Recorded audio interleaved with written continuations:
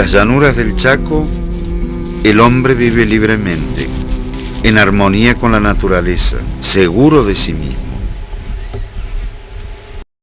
Padecen una epidemia o algo así, no lejos de acá.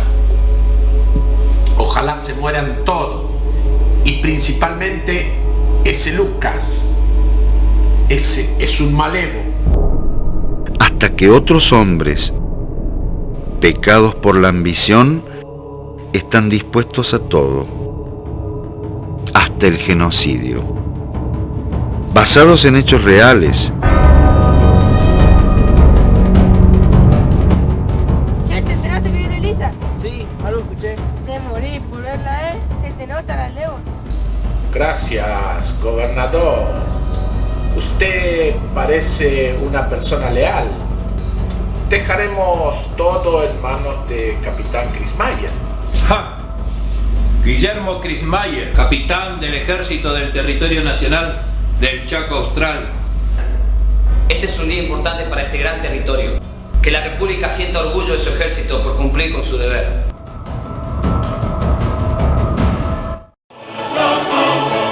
Con actores de primera, que harán que las llanuras del Chaco no sean las mismas.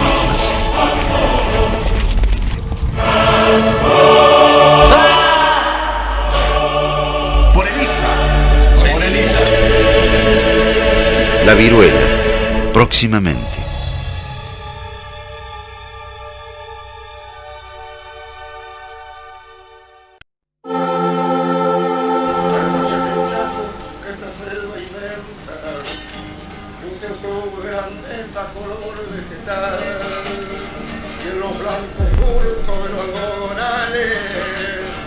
Hasta el cosechero sabe saludar.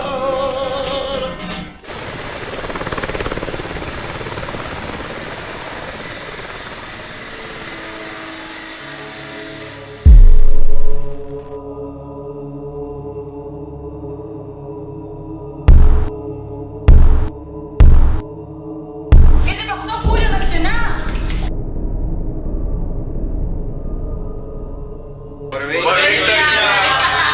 Bueno, chicos, ¿se decidieron qué es lo que vamos a hacer? ¿Dónde vamos a pasar el Día del Amigo? Che, pero ¿ese hotel no está embrujado? Ay, por favor, deja con eso que está embrujado. Por la mitad. Por la mitad. Mejor nos organizamos. De todas maneras, los fantasmas no van a venir para el Día del Amigo. Por la casa, no se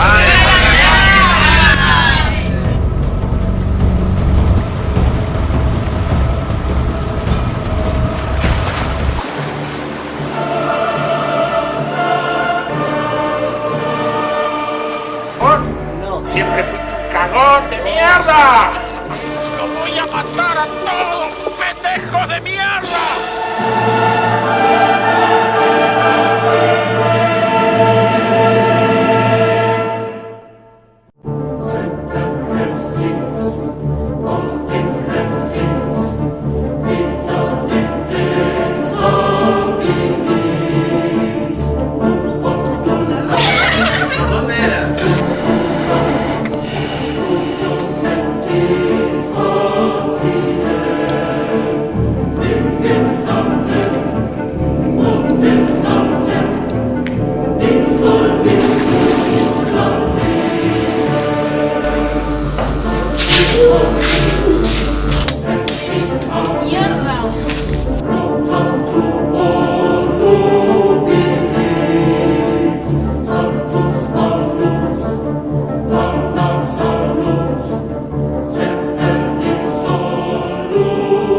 Las cosas las hacía yo. Cuando veía que poner huevo siempre faltaba. ¿Te parece poner huevo? Torturar un montón de pendejos que no sabían lo que hacían.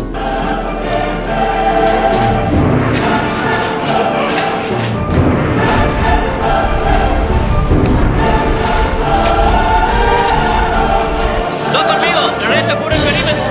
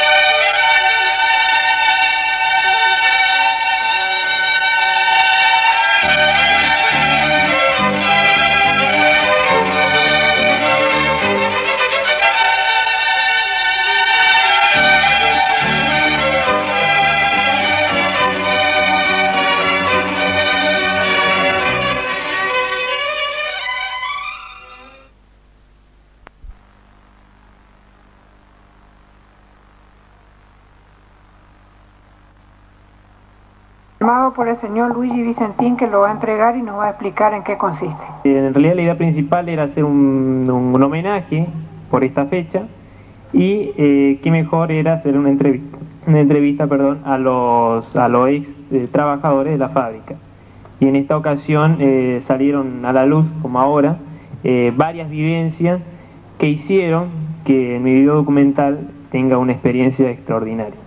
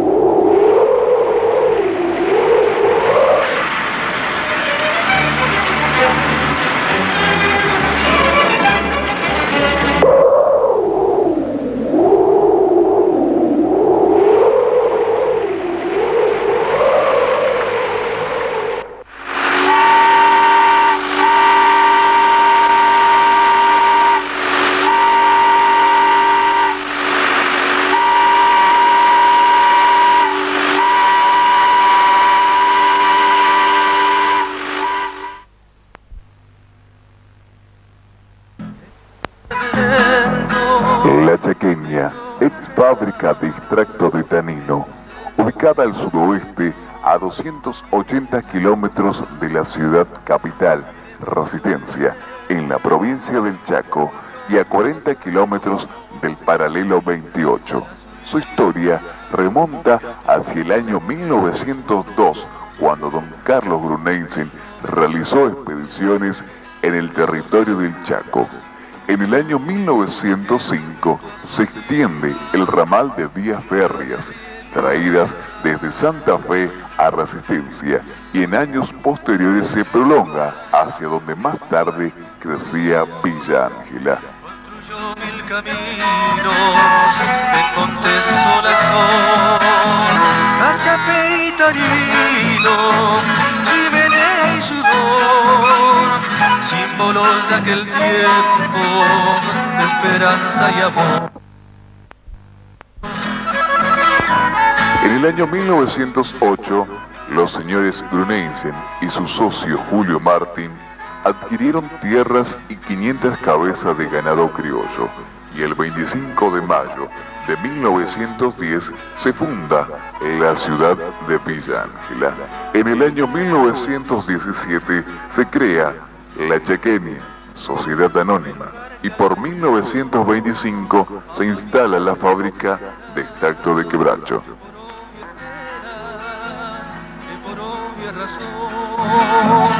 Se volvió taninera, Zucarelli, Moreira, del mismo Arroza y Gor, fueron ellos testigos de los días de esplendor.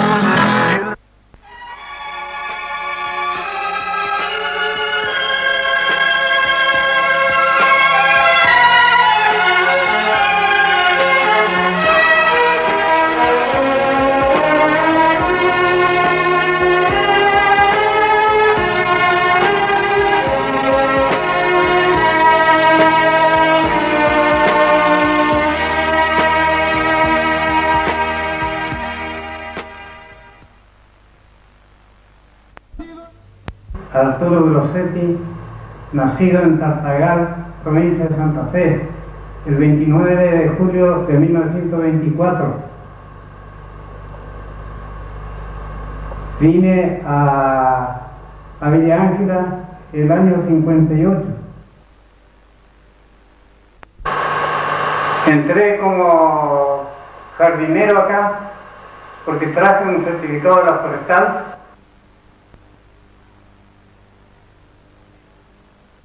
El señor Lugo, que era jefe de oficina en ese entonces, y me dijo que sí, que me daba trabajo para reservarme, porque la Cahuile tenía hasta el 42 más. Y entonces me reservaban a mí porque estaban prolongando la vía que llegó hasta el Lote 1. 84 kilómetros de vía. Había entonces.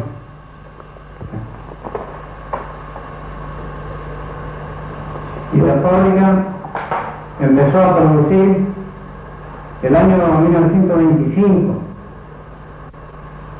y terminó de funcionar el 22 de julio de 1983.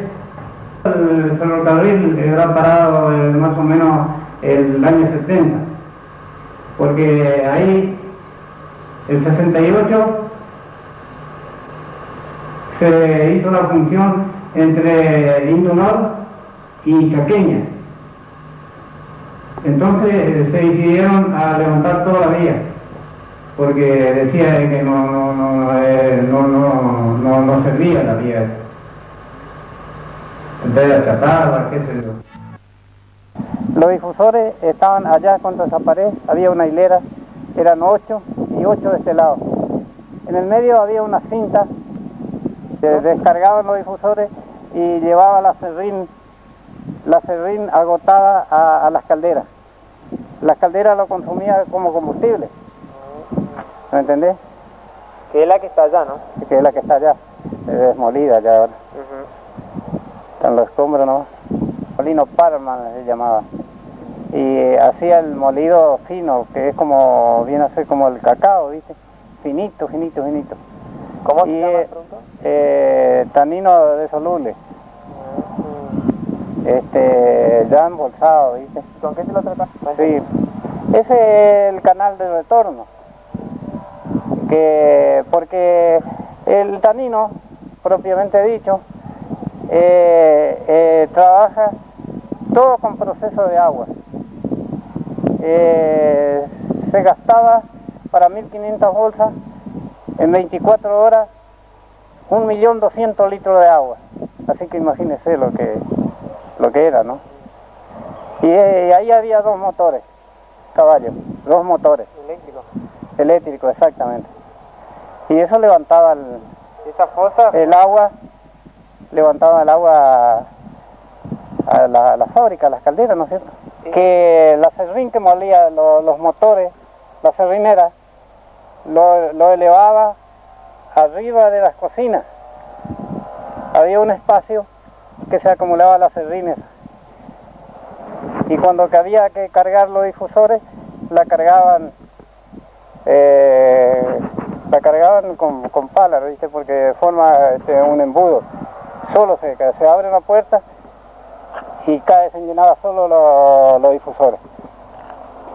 Y ahí era por donde pasaba la serrín, ¿no? Sí, por acá hay una cinta. Una cinta transportadora. Sí, transportadora.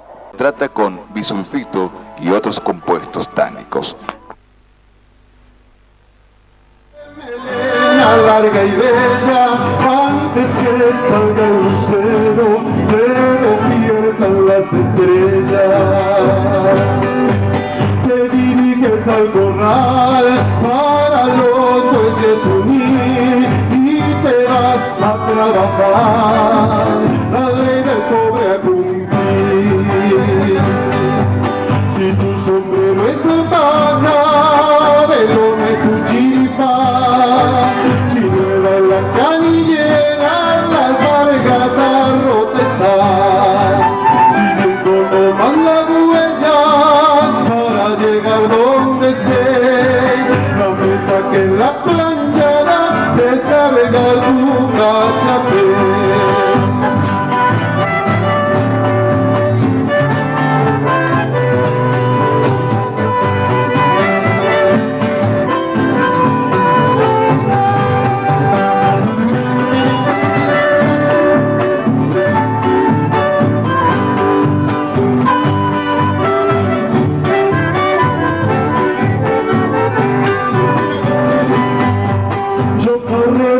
Trabajo para cumplir mi destino, llevo pesados rollizos para sacar el tanino. Yo conozco todo el Chaco, nadie se acuerda de mí, mi consuelo es chupar caña y cantar el guaraní. Si tu sombrero es de paja, lo que tu chiripa, si nueva es la canillera, la alpargata rota está, siguiendo nomás la huella para llegar donde esté, la meta que en la planchada descargar tu cachaplé.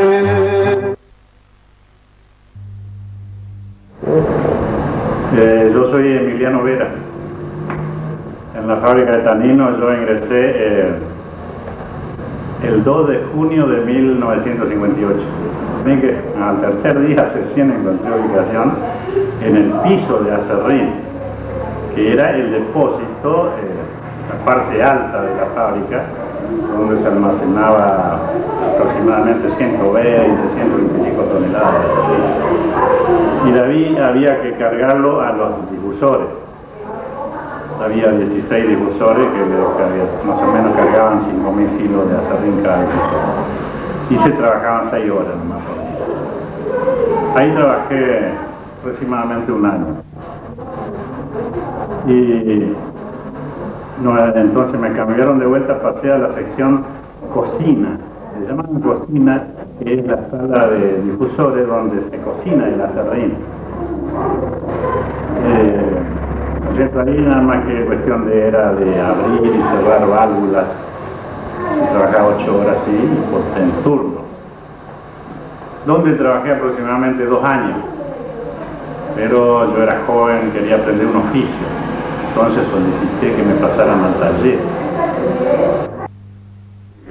Que yo quería aprender un oficio.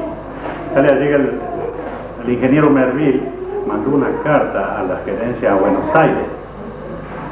Y de allá, entonces estaban todavía los señores, los fundadores, don Carlos Bruneisen y su hermano Ricardo. Entonces de allá le dijeron que sí, que me pasara inmediatamente al taller.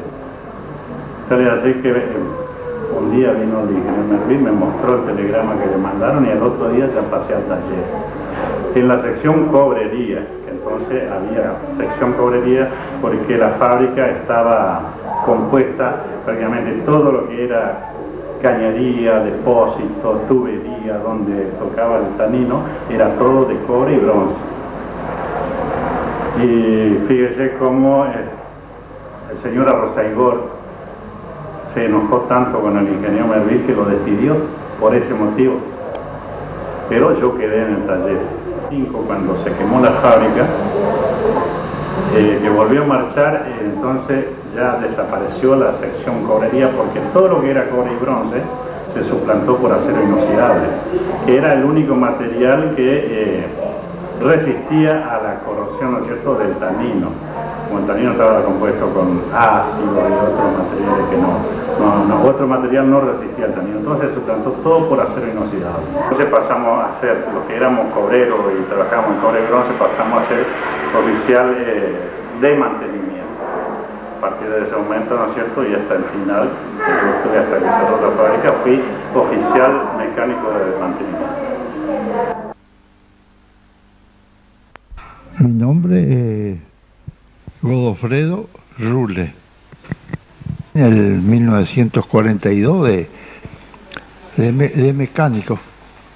Sí. Era la chaqueña, ¿viste? Ahora es Indunor. Habían dos máquinas grandes que daban vuelta a toda la transmisión de la serrinera, ¿viste? Donde molían los palos. Una inmensa polea, ¿viste? No sé. Y es el que con cordeles transmitía a la transmisión de la serrinera, ¿viste? Y es el que daba vuelta a los tambores con las cuchillas. Y ahí con los hinches eléctricos transportaban de la vía, de las chatas al tambor de la serrinera. La máquina había dos, y estaba por una pared, y después la otra estaba una TOSI, con su dínamo, ¿viste?, que transmitía la corriente para toda la fábrica. Esa era independiente de la corriente de acá. Las dos máquinas, bueno, una marchaba para la corriente eléctrica y la otra estaba de reserva, la Bordón, esa era la Bordón. Sí. ¿Y la principal? La principal era la Eschervich. Esa era la transmisión, la principal. ¿Ese tiraba la serrinera y todo eso? Tiraba con cordeles, ¿viste? No con correas, sino con cordeles. Con correa y volante hacían marchar el tambor. Mano a la hora de meterse todo el mundo ahí, a desarmar y a reparar. Todo se reparaba ahí. No se hacía hacer nada afuera. Sí. Sí. Un torno. Sí, se desarmó, ¿viste? Y ya la máquina estaba desinflada. ¿Qué máquina era? La Eschervich. Y mano a la obra, y ahí se desarmaba. Los repuestos estaban, los pistones y los aros, todo nuevo. Faltaba la torneada, porque se hizo como una panza dentro del cilindro, ¿viste? Del desgaste. Se hizo como una panza dentro del... Y entonces, el torno lo construimos nosotros ahí. El torno para rectificar el cilindro. Y después... vino la torneada, ¿viste? Se colocó el pistón con los aros nuevos y vía otra vez. Marchó bien. Contaba con sala de máquinas propias, máquinas generadoras de electricidad de enorme tamaño y capacidad, los cuales giraban a 70 revoluciones por minuto.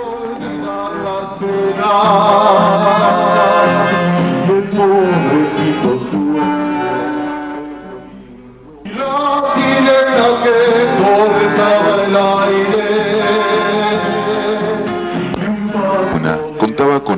motores, calderas que trabajaban con 10 y 12 de atmósfera de presión, talleres de reparación, planeamientos, depósitos de materiales, laboratorios, sala de primeros auxilios, baños, cambiadores, oficina para administradores, casa para empleado, gerente y jefe de fábrica. Con el tierras forestales, un lento asomo de riqueza ajena, enriqueciendo todas las edades.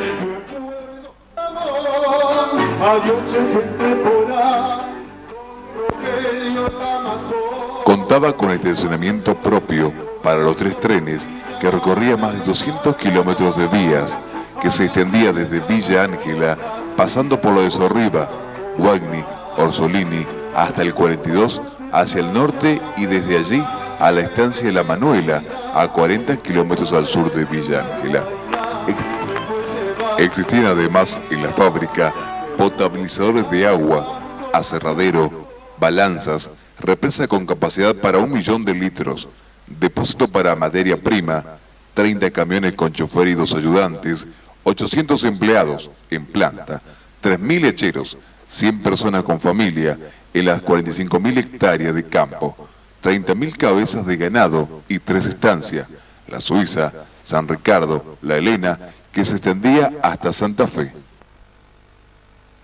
Lo de esta empresa fue que añadió a su producción de tanino y hacienda un fuerte régimen de colonización, el cual fue recibido en nombre de inmigrantes que compraban las tierras con excelentes financiaciones. Así el colono inició su rápida transformación a lo que es hoy la agricultura y ganadería en los campos villangelenses, así también como la fundación misma de esta ciudad.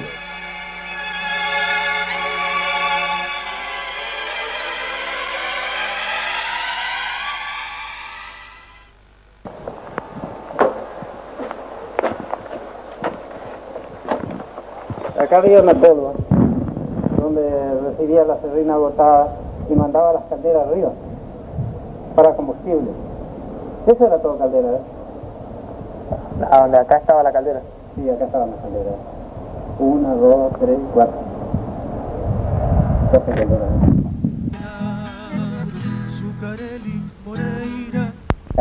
¿Cómo se llamaba la caldera? Karen. La caldera Karen. Que le trajeron el año 1965 creo que era. ¿Qué función cumplía? Y eso decían de que iba a dominar todas las sardineras. El vapor de ahí nomás iba a producir para la sala de máquina y iba a producir todo, iban a eliminar las calderas que tenían. Porque tuvieron que no resultó. Que salió fuera de uso. La Karen, la famosa Karen. Cuando cayó la Karen fue un golpe bastante importante. Inclusive. Claro, tengo filmado e inclusive que no la tengo en el video. Puse la filmadora para ver si vibraba al caer la caldera, pero no se movió para nada. Yo tenía mucho miedo, porque fue un golpe bastante... Porque era bastante grande la chimenea. Sí, habrá sido como 40 o 50 toneladas el peso total. Sí, no era una caldera muy... ¿Y ahí la movió un poco a la chimenea? No se movió, no. De estos tubos que se ven acá, y hacía marchar los motores. ¿Qué motor son estos? Y este es la Chevry. A ver el año que es. Año 1889. Ayer. ¿Hace años? Hizo algo. ¿Cuántos HP más o menos tenía esta fábrica? Para los motores todo el mundo. Una barbaridad. Y tiraban con 12 atmósferas de vapor, tiraban esto. Y ese era el eje principal, ¿viste? Ahí daba vuelta ese volante con un cordel.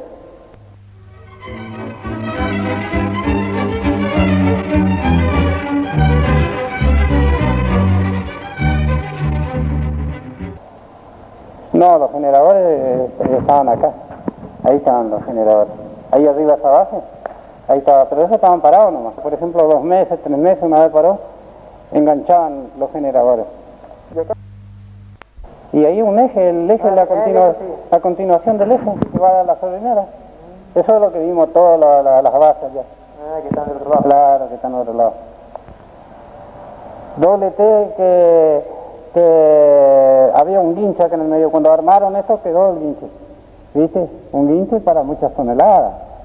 ¿No es cierto? Tenía 14 metros con 30 de largo.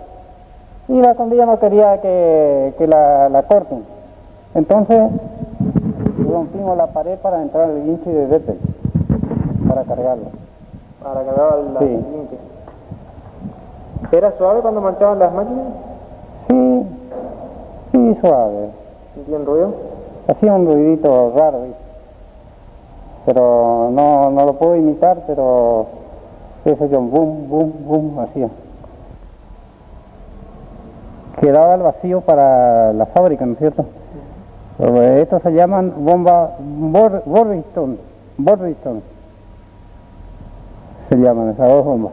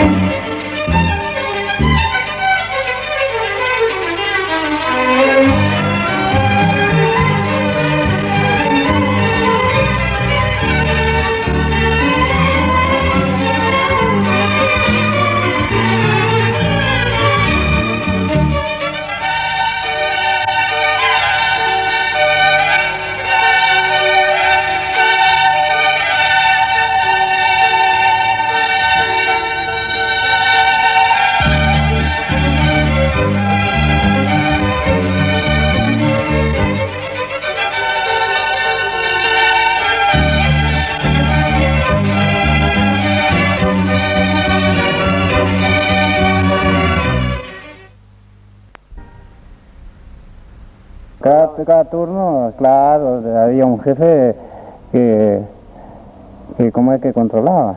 ¿Y esta máquina qué es? Y esta máquina también es la misma, porque cuando siempre había 2 de reserva. Trabajaban aquellas 2, por ejemplo, ¿no es cierto? La chévere y la otra, la que sigue. Y estas estaban paradas. Cuando había que reparar algo, cualquier cosa, o ponerle empaquetadura, una cosa, marchaban estas 2 hasta que se repararon aquella. Así es.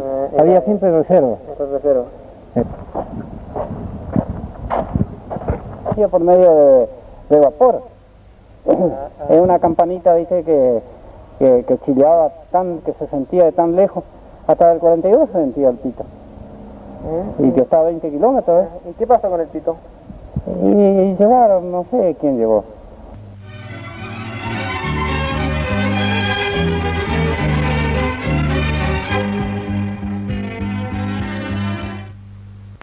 Daron en el depósito, pusieron acá donde era el taller grande, ¿viste? De este lado. De este lado, a la izquierda, vamos a decir.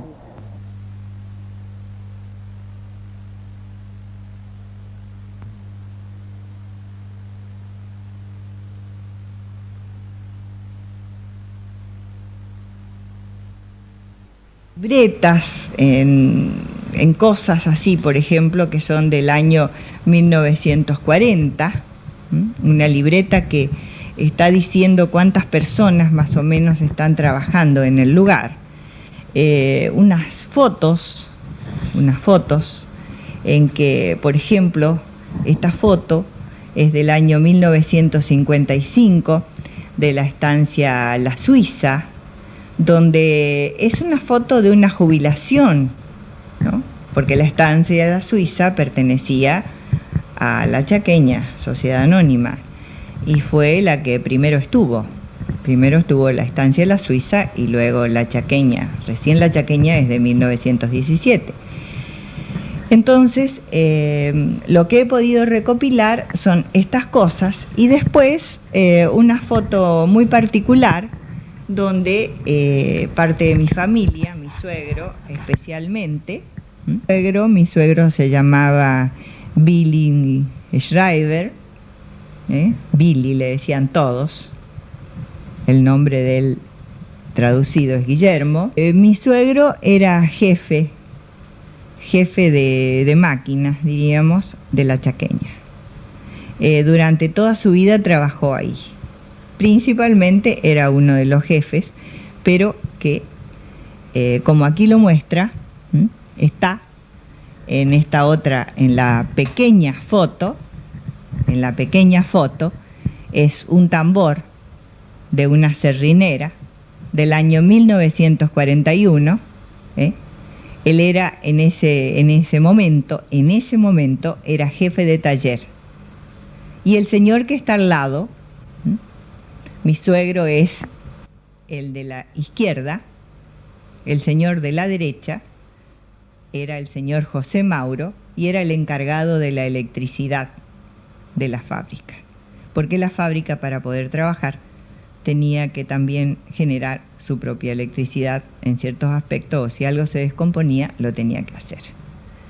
Decir, bueno, por ejemplo, estaba una persona que hacía de gerente, y luego estaban todas las personas que trabajaban, que podían ser, por ejemplo, personas que trabajaban en las calderas, en la sala de máquinas, en los difusores, en la cocción del tanino, los bolseros. Después estaban las personas que eran maquinistas de locomotoras para la parte de los lotes, de donde se traía la madera, y también estaban los otros maquinistas, los maquinistas que trabajaban dentro de la Chaqueña o en el lugar. Y si podemos seguir hablando de personas que también manejaban los camiones, que iban a los obrajes, que eran jefes de turno, porque eran siempre 3 turnos rotativos de 8 horas. La Chaqueña no paraba nunca entre 1940 y 1950, no paraba. Fue su época de esplendor. Entonces, 100 hombres aproximadamente estaban dentro del trabajo de la Chaqueña en sí, tanto en la parte administrativa como de trabajo, que podemos seguir diciendo después en una forma diferente. Por ejemplo, hasta tenían mecánicos que arreglaran los camiones con que se debía traer los rollizos, que eran muy importantes. ¿Cómo era la producción? La producción en ese momento era en la época de esplendor, que estamos hablando en la década del 50, era de 50 a 53 toneladas diarias de tanino soluble en agua caliente. Esa era la producción, pero para producir eso se ocupaban 150 toneladas de quebracho colorado. En el proceso que se hacía de la madera hasta convertirse en el tanino, se perdía un 70%, casi un 70%. Entonces, lo que quedaba en el rendimiento era un 33% de la producción. Fue mucho antes del incendio que se produjo en la Chaqueña después de los años 60, y aquí creo que la Chaqueña estaba en su esplendor. Y lo que quería decir también es otra cosa, que en la época entre el 40 y el 50, en la Chaqueña trabajaban aproximadamente, junto con los encargados y supervisores de los obrajes, trabajaban aproximadamente 300 personas, 100 dentro de la planta de la Chaqueña propiamente dicha y 200 personas fuera de la Chaqueña. El hachero trabajaba como podía y hasta que podía, porque el trabajo era muy difícil y muy penoso. La parte social era algo muy importante, porque si nosotros queríamos saber la hora y el reloj no andaba muy bien, sabíamos realmente que a las 11:30 en punto sonaba el pito de la fábrica, como decíamos nosotros, y eran las 11:30 y era la hora de prepararse para almorzar y también de ir a la escuela. Ese iba a fuerza de vapor también. Si no teníamos vapor no marchaba el pito. Y de acuerdo a los turnos, ¿viste? Porque son 3 turnos. Empezaba de 4 a 12, de 12 a 20 y de 20 a 4.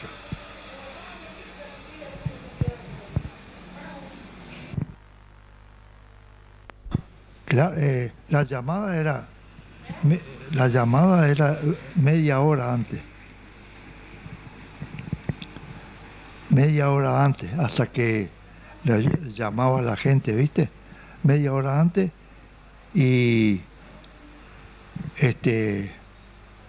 ya a las -10, cuando tenía que, a las -10 tocaba el otro y el último, una sola pitada, el último pito. ¿Estaba fabricado ahí en la fábrica? Sí. Y acá le tiraban así un cable donde abría el vapor, ¿viste? Los maquinistas. Eran encargados los maquinistas de tocar las llamadas.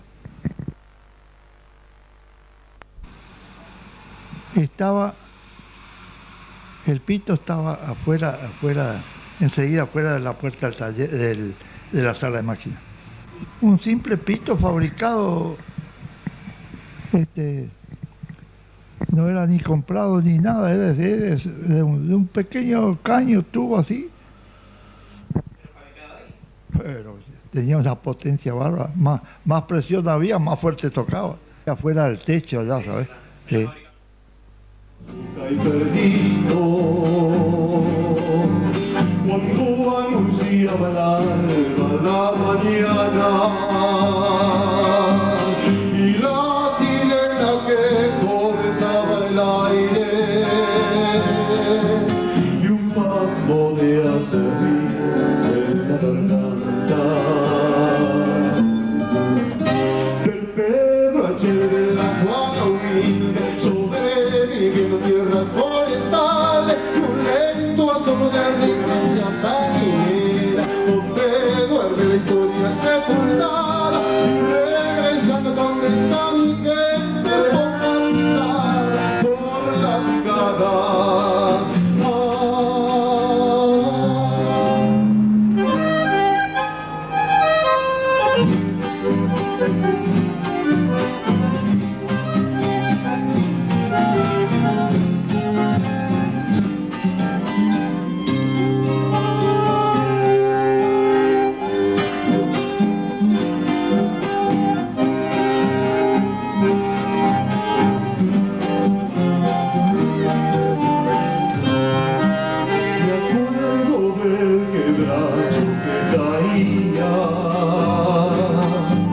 Con un ruido de trueno entre los montes y el retumbar del hacha en el silencio, espantando a los pájaros cantores. De Cachapé cruzando en el Obraje, camino de la playa de rollizos y la bailanda de olvidar las penas y el pobrecito sueño del domingo de Pedro H. de la Juana humilde sobreviviendo en tierras forestales y un lento asomo de riqueza ajena envejeciendo todas las edades. Me acuerdo de una villa tarinera donde duerme la historia sepultada y regresando donde está mi gente por la brigada, por la brigada.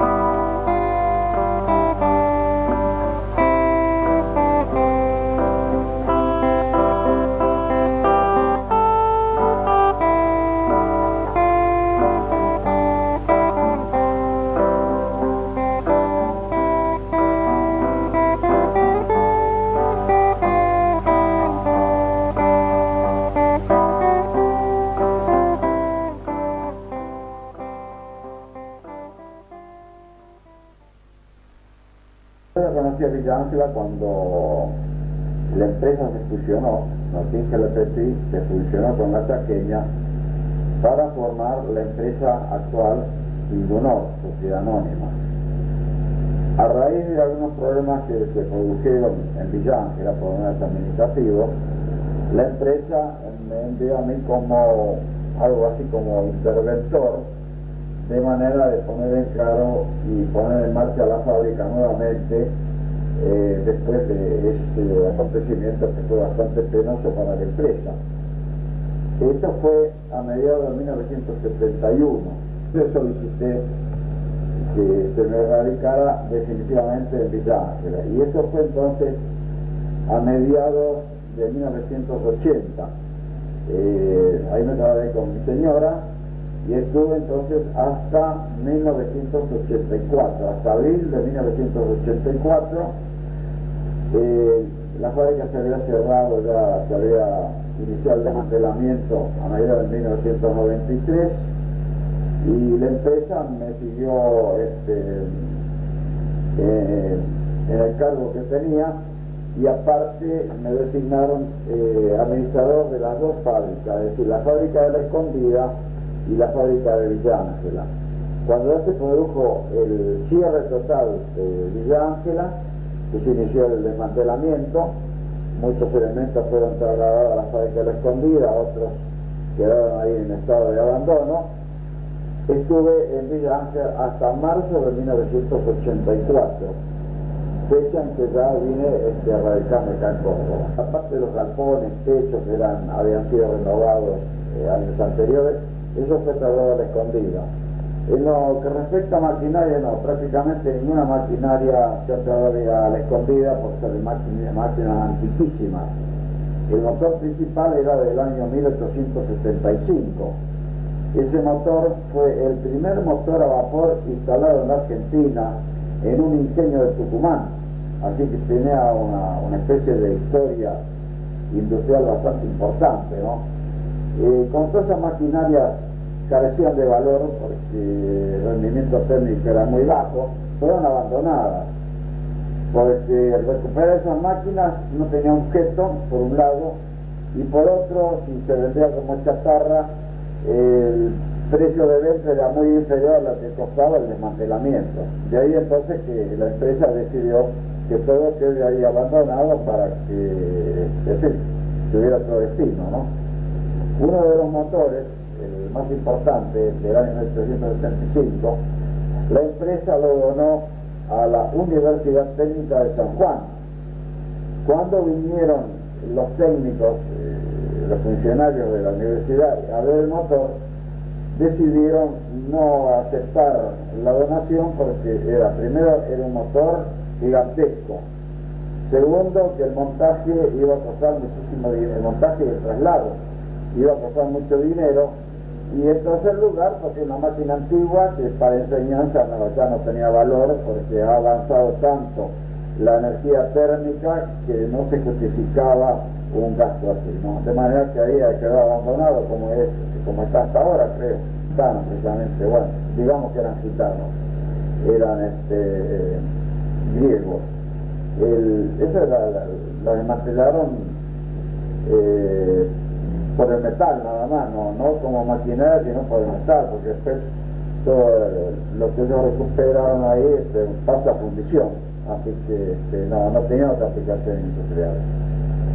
Fueron las calderas nada más. Después todos los otros aparatos que eran de cobre, esos se vendieron, sí, eso de un relativo valor porque el cobre lo justificaba. Eso también fue vendido a los chatarreros prácticamente, como se los llamaba, ¿no? De manera que para La Escondida ninguna parte de maquinaria fue trasladada a La Escondida. No se justificaba porque La Escondida ya había avanzado técnicamente al día, es decir, habían suprimido o sustituido los motores a vapor alternativos por turbinas, es una cosa más moderna, y no se justificaba el traslado de ninguna de las maquinarias de Villa Ángela. De la fábrica siempre he filmado, inclusive ahora he estado después del cierre para filmar los restos, el cadáver de lo que quedó la fábrica, con mucho dolor. Estuve haciendo las filmaciones porque ahí yo pasé muy buena parte de mi vida. En Belgrano estuve prácticamente 8 años, 75. Ese motor fue el primer motor a vapor que entró en el país en un ingenio de Tucumán. Perfectamente, que es justamente una de las ventajas de los motores a vapor. Motor a vapor no tiene la delicadeza de los motores explosión o de los motores eléctricos. Claro. Mientras haya vapor funciona, atados con alambre, como sea, pero funciona. El vapor era centenaria prácticamente, ¿no? Son maquinarias fáciles de reparar, rústicas, no, de consumo más o menos moderado. El vapor cuesta muy poco. Aquí ya tengo filmada una de las... había 3 locomotoras de torcha angosta. Una de ellas, que la habíamos preparado para tenerla para exposición, la hemos facilitado a la gente de Cespeña, que iban a hacer una especie de exhibición de agricultura, y pidieron la locomotora, que la vinieron, la cargaron en un vehículo especial, un chasis largo, y la llevaron desde Villa a Cespeña. ¿Quedó ahí? Sí, no, después la devolvieron, sí. ¿Es la misma que está en el Museo de Villa Ángela hoy en día o es otra? Puede ser porque yo después que me retiré, que fue en el año 84, estuvieron en contacto con la Casa Central de Buenos Aires, les cedieron algunas locales, algunas cosas, y pienso que es la locomotora esa. No, esas quedaron ahí. Quedaron como chatarra. Yo confieso que esos últimos años fueron lo mejor de mi vida, no solo en mi vida técnica, en mi vida, digamos, social, sino en mi vida particular, matrimonial.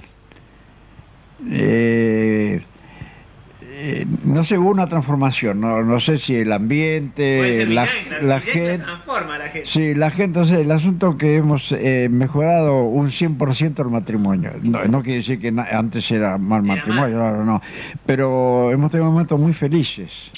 Eso es muy importante. Y lo importante era que la fábrica, mi casa estaba dentro de la fábrica. En la década del 60, la fábrica de los Bruneysen y Martin, la Chequeña Sociedad Anónima, se fusionó con La Escondida, formando Indunor Sociedad Anónima, y así quedaba en el recuerdo el pasaje de varios directivos de la empresa, como don Carlos Bruneysen, fundador y presidente hasta 1949, el señor Julio Martin, fundador y vicepresidente hasta 1934, el doctor Ricardo Bruneysen, vicepresidente desde 1941 y presidente desde el 49. El señor Ernesto Daumas, director desde 1934 y vicepresidente desde el 41. El señor Carlos A. Bruneysen, director desde el 52. Doctor Luis Aguirre, desde el 52. Y el señor Marcelo Martín, director desde 1955. Además, por la fábrica pasaron varios gerentes, como Andrés Zuccarelli, Juan Moreira, Ricardo Filioli, entre otros, último gerente de la fábrica.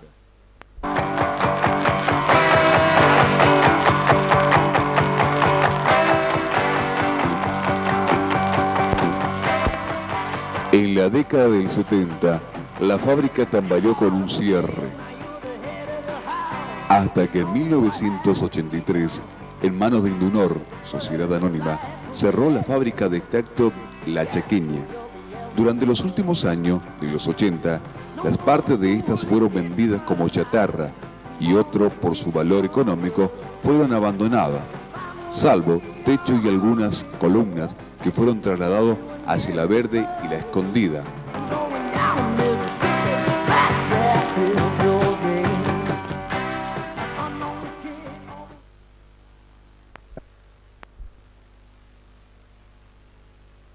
Durante los 90 pasó a mano de Norinder, Sociedad Anónima, y siendo víctima de numerosos robos por bandoleros.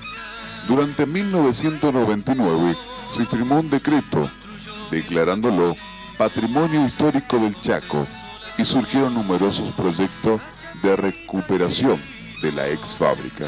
Sin nada en concreto, esta se está esfumando por su antigüedad como en los recuerdos de las personas que nunca la vieron funcionar. De esperanza y amor, símbolos de aquel tiempo,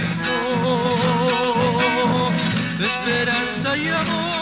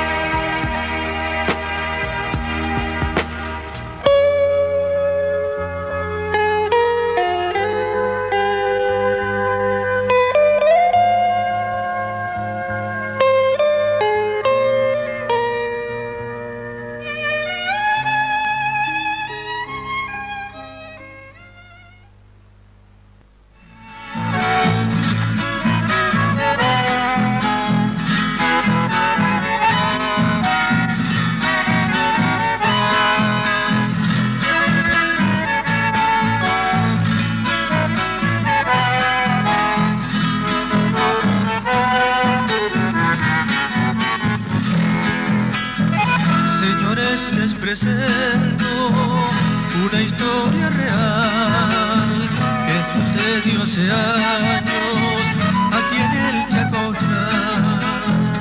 Tiene mucho que ver un pueblo, su pasado y la estancia, la Suiza, que el tiempo no ha borrado. En 1909 los socios Carlos y Julio trajeron junto a su hacienda punta de riel y madera.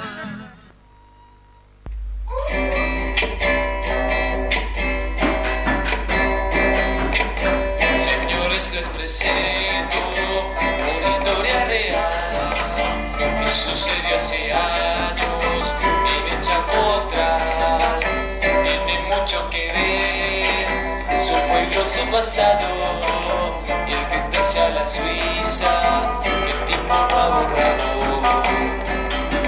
En 1908 los socios Carlos y Julio trajeron junto a la hacienda punta de riel y madera. Surge así la chaqueña que con fe y con tesón recorrió mi camino de puente sol a sol.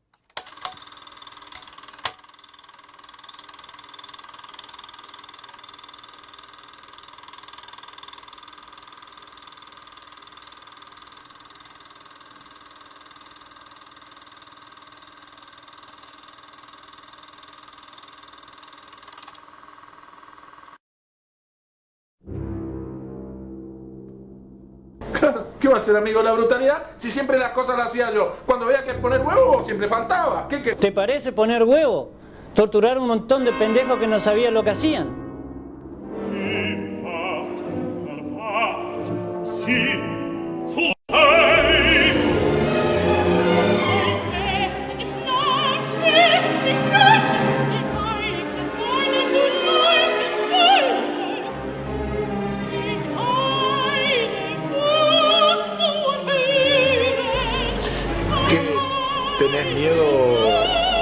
nuestro pasado?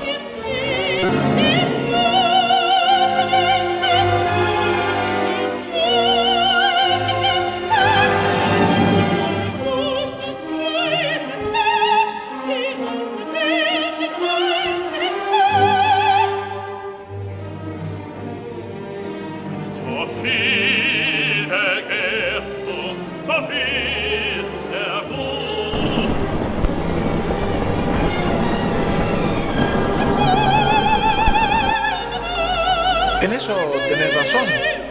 Muchos nos traicionaron, pero tu amistad nunca faltó.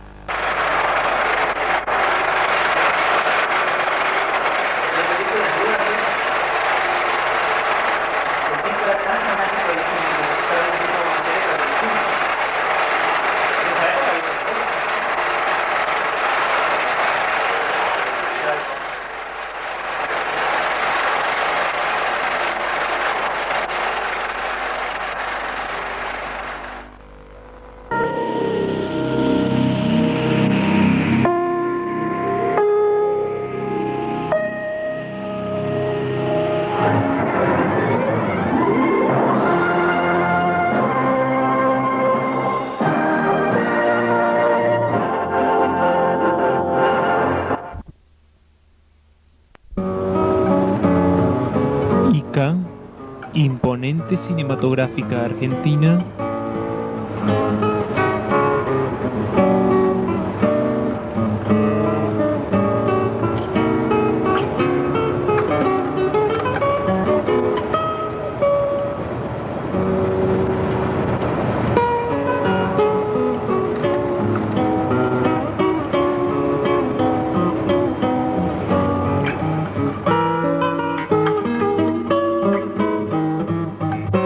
Ica Mega.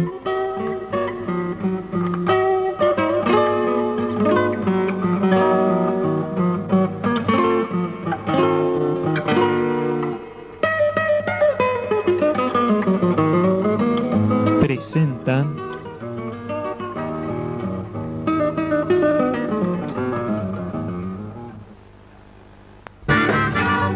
Fabricando Carros.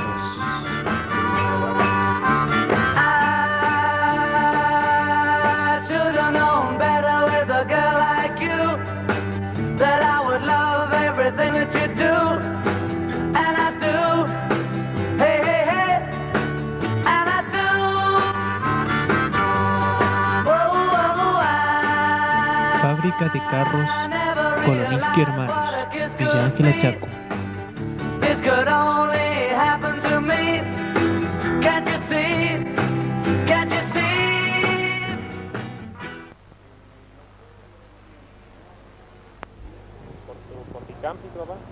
No, el viejo venía trabajando en la vía, venía de Chaladay para acá. ¿Cómo se llama tu papá? Antonio Koloniski. Y venía y llegaron a Villa Ángela, ¿viste vos?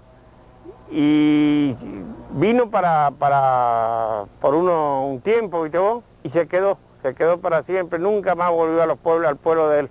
¿Dónde era el pueblo? En Rusia. Ah, él era de Rusia. El viejo era ruso. Mucho tiempo trabajó con Nicampi. Y después se abrió, ¿viste? Se abrió y trabajó por la cuenta de él con don Benito Álvarez. Don Benito Álvarez es, ¿cómo te voy a decir? Era viene a ser un pionero de Villa Ángela. Él empezó con la carpintería, pero como es, papá, como tenía el hermano, viste vos, el hermano de él, y el hermano quedó sin trabajo, pusieron la carpintería a media y se dedicaron a hacer este trabajo de carro, rueda, sulky, alzaprima,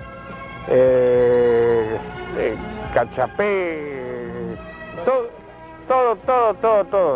Mirá, verdaderos pioneros de Villa Ángela fueron mis viejos. Ellos fabricaban todo el movimiento que había, se lo hacía con carruaje, con cachapé, zorra, el movimiento era el sulky, todos fabricaban ellos, los sulky, los carros para atrás, Una herencia de familia de pioneros del Chaco. Veamos a nosotros mismos la historia viva.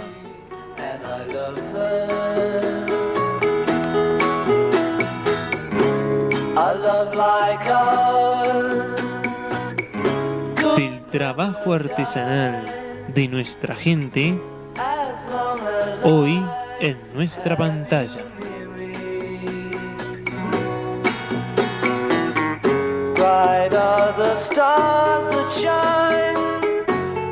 Golpe a golpe, vea Fabricando Carros.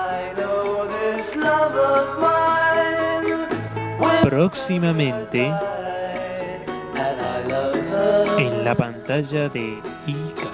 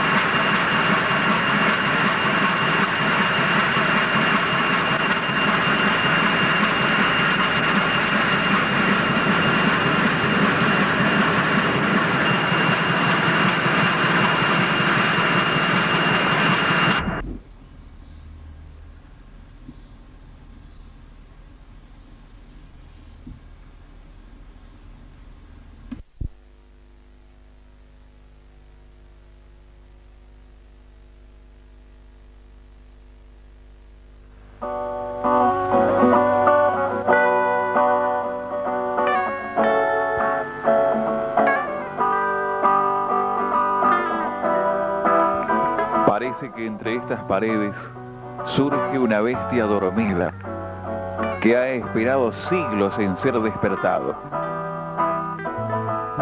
Luz de la vela, sentía que la oscuridad ganaba en la tierra de los quebrachos. Es así que redescubre a nuestros ojos uno de los contados motores de gran potencia para usinas, instalado y listo para entrar en funcionamiento. Pero el despertar de esta máquina provocó preguntas, respuestas y conclusiones que reflejan que no solo es un gigante dormido, sino que su sueño mudo oculta la esperanza a un pueblo de pioneros, de gente y de cómo la tecnología produce las más drásticas transformaciones.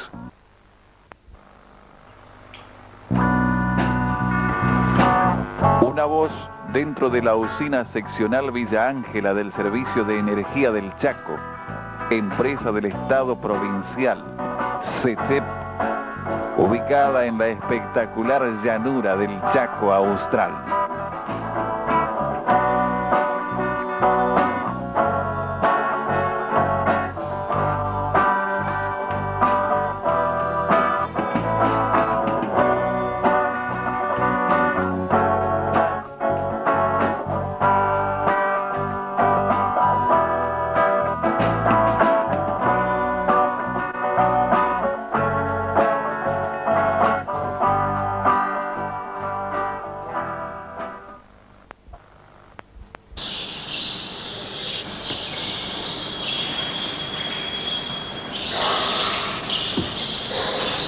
Eduardo Escribanic.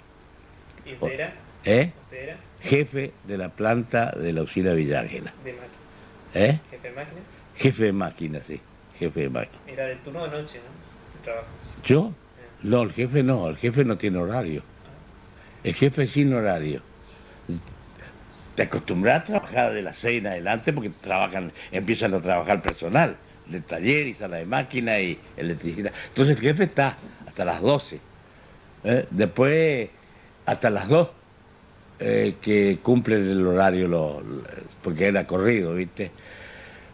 Y después cuando entraban de noche ya era el no turno, los que hacen turno son los maquinistas.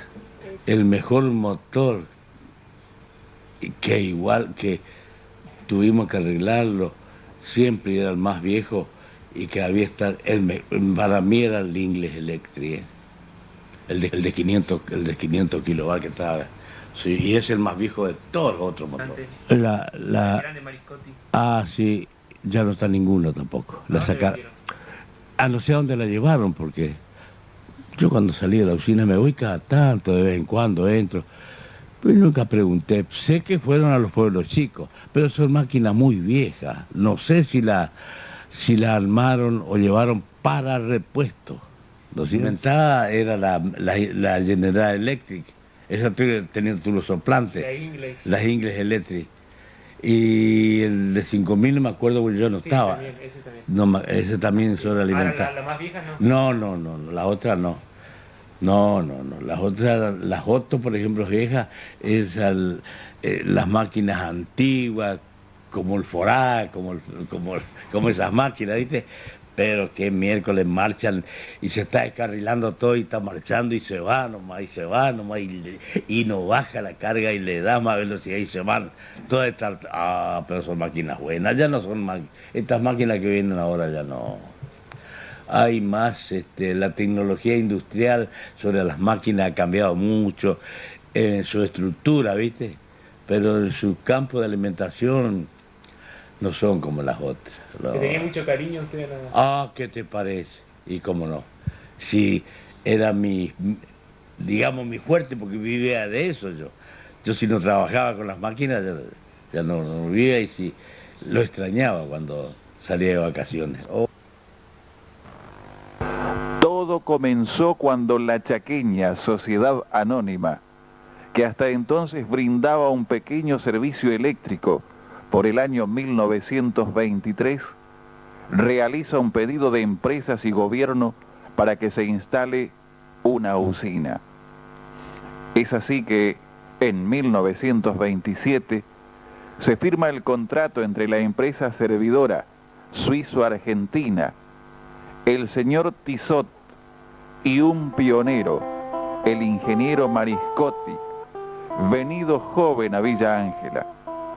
El contrato fijaba la instalación de un motor de una potencia de 100 caballos y 60 kilovatios de carga, que será instalada en la manzana 58, en una corriente trifásica alternada de 225 voltios, con una alta tensión de distribución de 300 voltios. El proyecto fue presentado ante la Honorable Comisión de Fomento y aprobado, comienza así a funcionar. No en marcha continua, ya que tenía poca potencia, pero un ruido distintivo y su luz amarillenta no dejarían que la oscuridad hiciera de las suyas.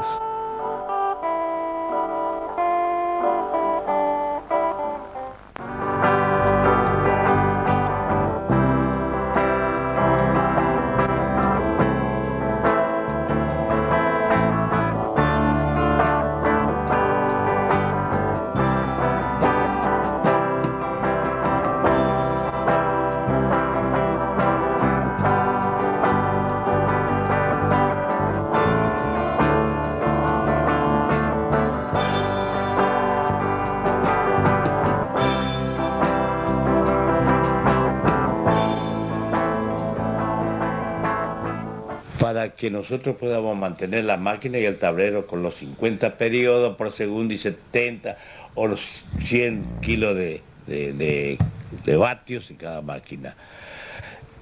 Y así trabajamos hasta que bajaba la carga, porque cerraban los talleres, porque cerraban el comercio, entonces apagaban las luces y apagaban los talleres, paraban el torno, las máquinas eléctricas, y bajaba la carga, entonces seguíamos marchando con todo el pueblo con luz, así.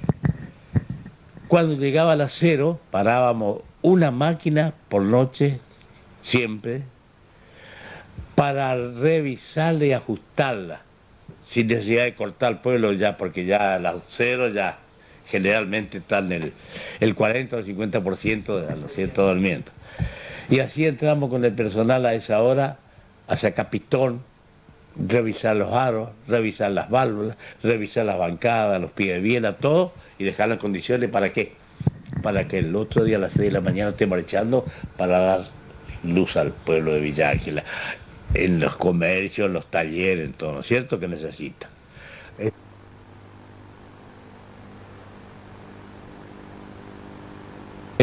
Ya el gobierno ya se encargó por intermedio de los ingenieros de verificar las usinas, qué es lo que le hacía falta. Bueno, acá hace falta un motor de 500 caballos, un Fiat y no, un motor inglés, o English Electric, el primer motor que nos mandaron de 500 kilovatios. Después de eso vino un Fiat, y el gobierno también.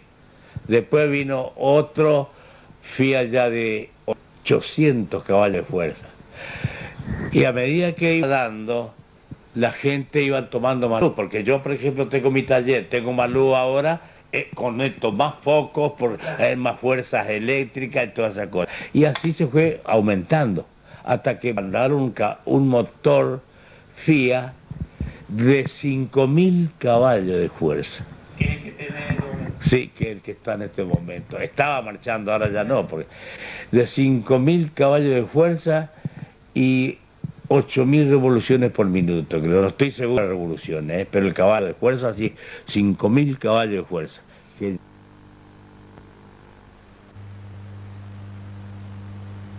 Que hacerla conocer, porque en aquel tiempo se vendía molinos a viento, que con el viento cargaba la batería. La radio era batería. Hoy una radio a transitor no gasta nada,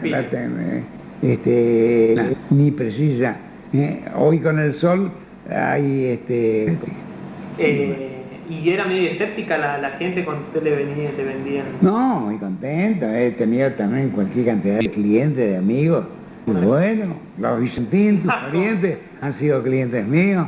Hay uno de los Vicentín que compró radio con todo, con equipo de 32 volt. Mi abuelo. Hasta mentira, abuelo. Mi abuelo. Acumuladores también vendía y hacía ensayos.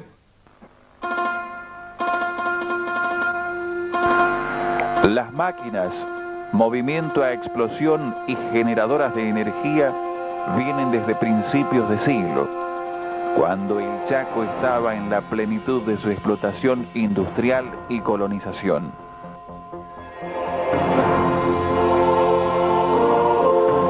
Los motores más conocidos, que se caracterizaron por su nobleza, eran Warrington, Trott, Deutz, Lister, Uss, Irish Chamblers, Limers. Estos eran comprados por los principales industriales para sus fábricas, desmotadoras o aserraderos. También por los hacendados, para iluminar sus aposentos lujosos que daban jerarquía a su nombre.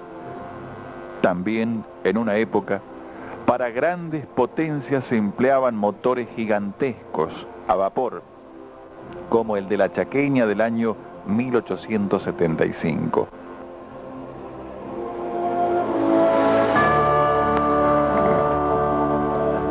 Primer motor a vapor en ingresar al país en un ingenio de Tucumán.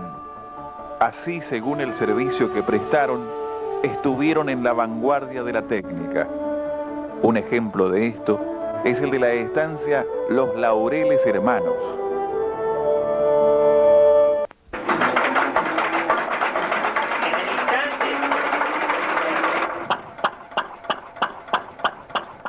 Una pequeña usina Lister al servicio de la estancia.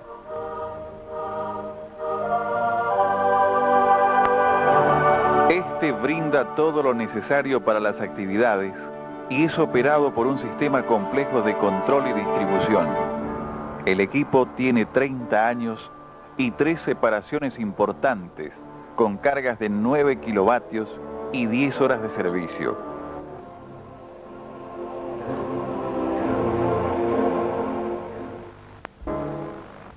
Y mi apellido es Echecuri Rubén. 21 años de servicio dentro de la empresa. Siempre en el mismo sector de sala de máquinas. Y bueno, vamos a hacer la presentación del Fiat 4212, que es una máquina que trabaja 4.800 vueltas por minuto, con una generación aproximada de 2.000 kilos. Cuando sus servicios auxiliares funcionan a pleno, ¿no es cierto? Bueno, yo le voy a presentar la parte de servicios auxiliares del Fiat 4212, que serían bombas. Son 2 bombas de agua blanda, de la cual una siempre está en servicio cuando marcha el motor y la otra cumple la función de auxiliar. Serían bombas de agua blanda. Después tenemos 2 bombas de agua dura, de las cuales cumplen la función de enfriar el agua blanda, que es el agua blanda es un agua de aljibe, agua dulce. El agua dura es un agua de represa y consta de 2 bombas, una en servicio y otra auxiliar. Después tenemos la purificadora de aceite del cárter de la máquina. Hubo temporada en que se purificaba mientras la máquina estaba generando. La purificadora de aceite estaba en servicio, las horas necesarias para purificar el aceite.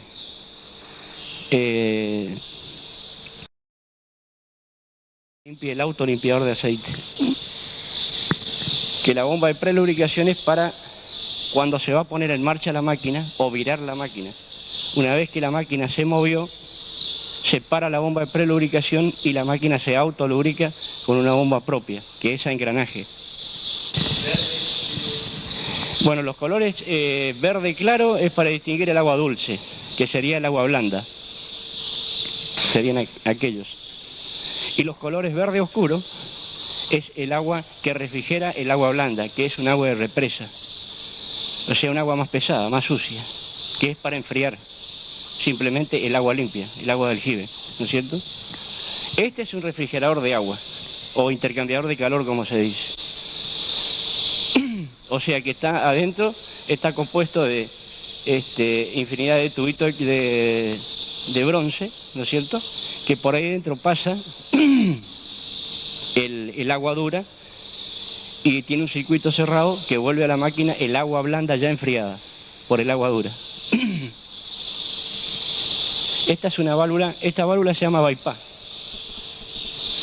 Este es un bypass que en época de verano se lo trabaja la válvula totalmente abierta, o sea, que yo cierro la válvula y levanta la válvula. O sea, el vástago, vos cerrás el vástago y la válvula en sí se levanta, entonces le permite más entrada de agua. Cerrando, abriendo, que se trabaja en invierno para que la máquina caliente trabaje a temperatura normal, ¿no es cierto? Porque de verano, que afuera tenemos una temperatura ambiente de 43 grados, 42 grados y debe estar alrededor de al lado de la máquina y aproximadamente 80 grados. Hoy yo ya le indiqué que esta era la válvula de entrada de aire a la máquina para poner en marcha la máquina. O sea que la tubería blanca es tubería de aire. Después tenemos una tubería amarilla que es tubería de aceite. Que lubrica los árboles de leva de la máquina. Los servicios auxiliares ya están listos y la cuenta regresiva para la puesta en marcha. Los técnicos están listos para dar la energía eléctrica.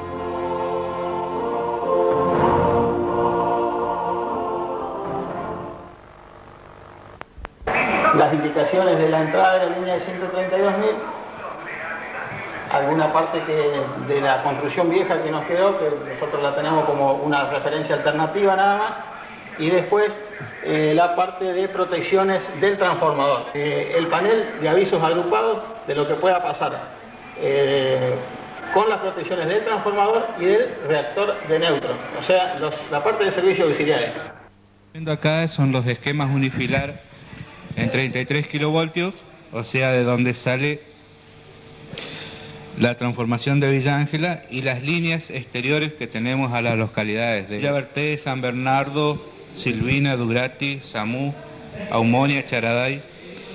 Todo esto lo que se ve son los seccionadores que a veces se maniobran para hacer distintos trabajos en las líneas. Entonces el tablerista sabe dónde tiene abierta la línea, hasta dónde tiene tensión y en qué parte está trabajando el personal.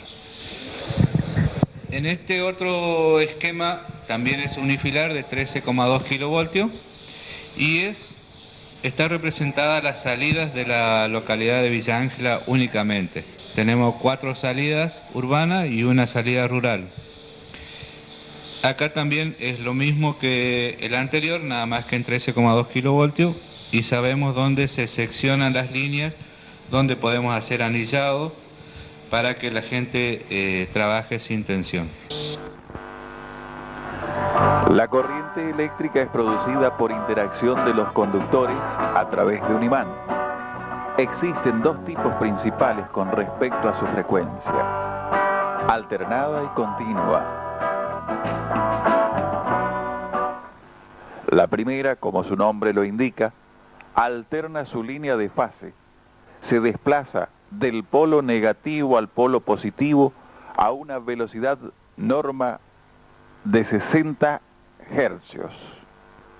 Así, la corriente alterna producida en un generador teórico de 2 polos que es inducido con corriente continua, estos 2 polos hacen de estator.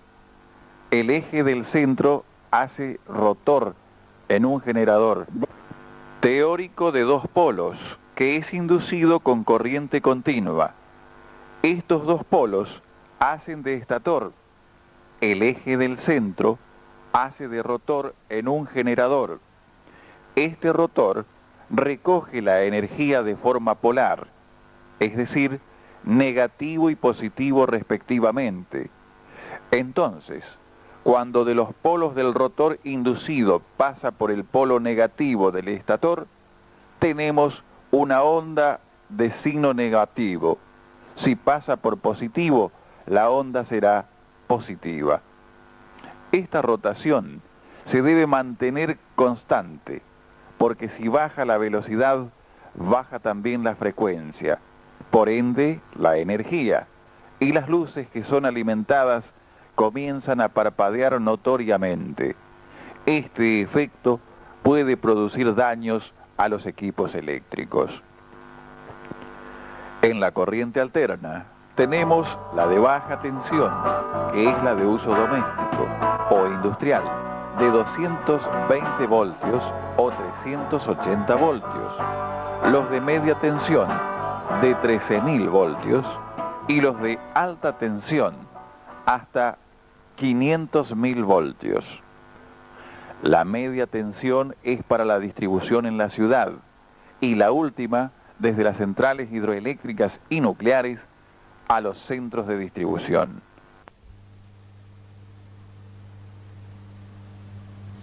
Soy Roberto Luis Sanabria, estoy a cargo del Centro de Transmisión y Operaciones de Villa Ángela.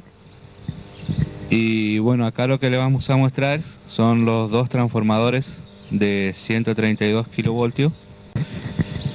Estos reducen la corriente a 33 kilovoltios y a 13,2 kilovoltios. Con esto alimentamos la ciudad de Villa Ángela y las localidades de Durati, Silvina, y Samú, Villaverté, Charaday y San Bernardo. Están todos telecomandados desde la sala de comando, desde el interior. Y también tenemos un reactor de neutro, que es este, que es el que nos está generando el neutro para reforzar los neutros que tenemos en la ciudad. El reactor de neutro es un generador de neutro, te voy a decir, genera el neutro para transformar la energía, ¿no es cierto?, donde tenemos que llevarla, ¿no es cierto?, cuando necesitamos reducirla de 13.000 a 7,6, que es la rural, y después en el otro caso donde necesitamos 380 y 220 voltios. Tenemos una entrada de 132 kilovoltios, a su vez este transformador larga 33 en una salida, 33 kilovoltios, y en la otra 13,2 kilovoltios. De acuerdo a las conexiones, tiene un centro de estrella que se llama, donde se forma un neutro. Para reforzar esos centros de estrella tenemos este otro transformador, o sea, un reactor de neutro, no es transformador, es un reactor de neutro que genera neutro únicamente, o sería, genera el centro de estrella que es para reforzar lo de los otros transformadores.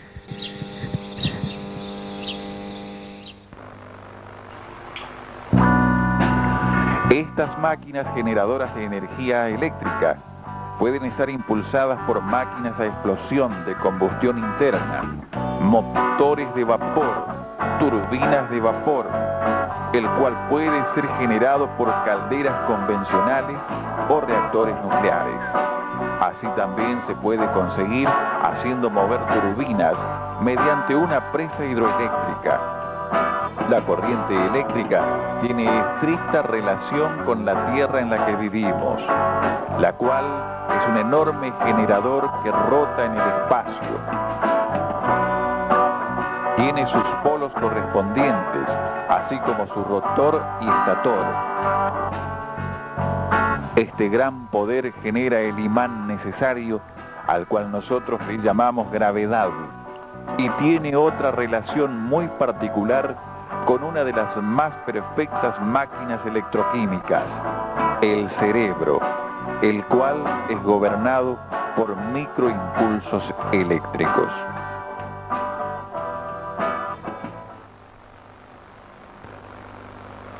A los campos magnéticos, ¿viste? El generador donde se produce la corriente la corriente alterna. ¿Por qué? Porque trabaja por lo norte y por lo sur, ¿no es cierto? Y después lo que Ah, sí, sí. Y bueno, y de ahí, del generador, se va al tablero, al automático, donde el automático, que desprende la corriente a la sección exterior, afuera, ya la corriente al exterior afuera, por intermedio del transformador que alimenta al pueblo. Y justo cuando va a meter la cuchilla, se produce eso, saltan los automáticos, chisperío atrás y se corta toda la corriente, aún de los motores que están conectados. Vos cuando vas a conectar motores, porque está faltando carga, ¿viste? Hay que matar otra máquina, hay que poner en marcha para darle la corriente al pueblo porque está necesitada.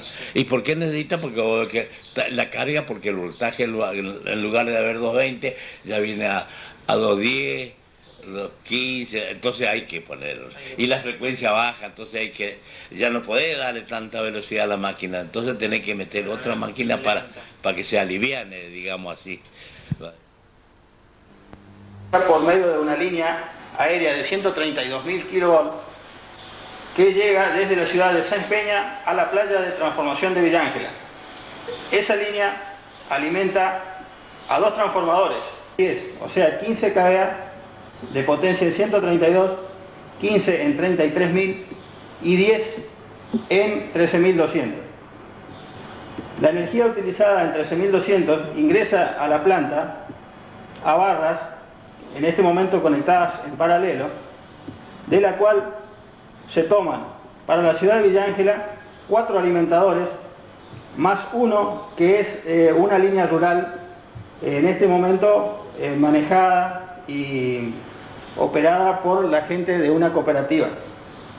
A su vez, en la parte de 33.000 que entregan los transformadores, entran a celdas y a barras que por intermedio de interruptores de vacío, en este momento, alimentan localidades como Coronel Durati y Santa Silvina, San Bernardo y Villa Bertet, y la localidad de Charaday y a su vez Cotelay y La Sabana.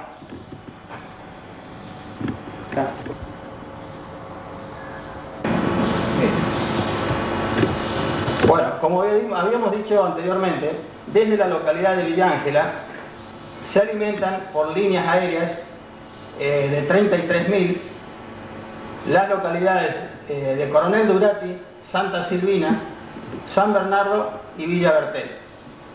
Estas localidades reciben desde Villa Ángela a un centro de transformación ubicado en cada una de ellas. Esa transformación se realiza a 13.200 voltios, también va a barras dentro de las centrales, las que distribuyen para toda la localidad, también separadas por interruptores en 3 o 4 salidas urbanas, cada una de ellas.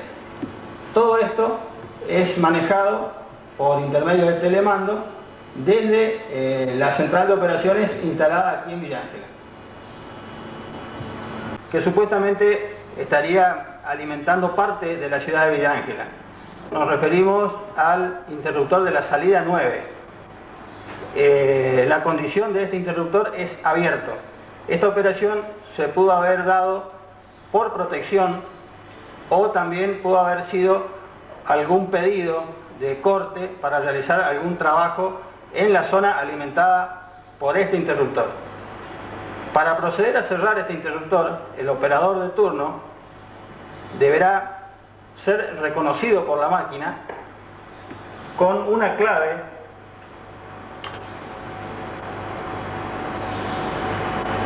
que deberá teclear y colocarla para poder hacer la operación. En este caso ya fue ingresada la clave, se abre una ventana con la denominación del interruptor a operar, le damos la orden de cerrar y ejecutar. En este momento se está yendo la orden al interruptor para cerrarlo. Desde aquí de la cabina de telecomando, la orden parte casi instantánea a la celda y podemos ver en la pantalla cómo cambia de estado. El interruptor que se encontraba abierto y en rojo pasa a cerrado y a color verde. O sea que en este momento la barra de 13.2 existente entrega energía a la línea aérea correspondiente a esa zona. A partir de ese momento se realizarán las comunicaciones radiales o telefónicas que sean necesarias para poner en conocimiento de la gente que está trabajando en el lugar de la alimentación de dicha línea.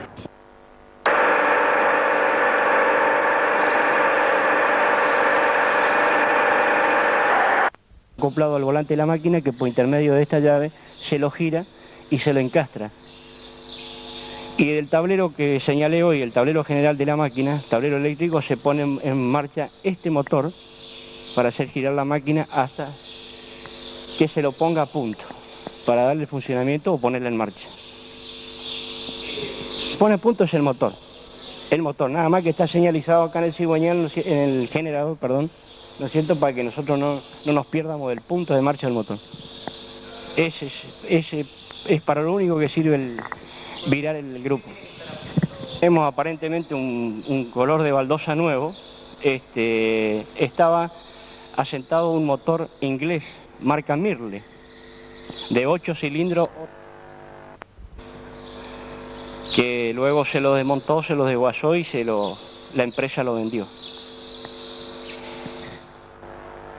Es un repuesto del Fiat Grande del 4212. Es un pedazo de la cabeza donde iban registradas las válvulas y la bomba inyectora de la misma. Esto quedó acá ya como un repuesto, por si en alguna circunstancia se hace falta.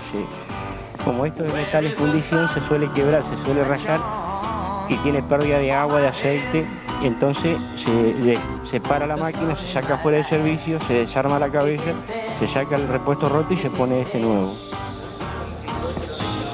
Acaba el inyector y acaban las válvulas. Son 4 válvulas, acá y acá. 2 de admisión y 2 de escape. Un tubo de sobrealimentación que en este momento ya no lo tiene porque está fuera de servicio la máquina. Tendría una aceitera mecánica y la bomba de lubricación de la máquina. O sea que es una máquina que a su vez se autolubrica, ¿no es cierto? Que consta a su vez de un nivel de aceite que sería el nivel del cárter de aceite. Algo así como los escapes de gases del cárter, ¿no?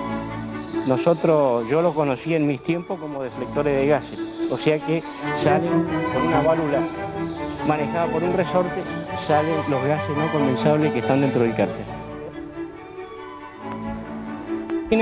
Esta máquina trabaja a 500 revoluciones por minuto con 1300 caballos de vapor en una potencia total y tiene una potencia mínima que es de 1200 caballos de potencia.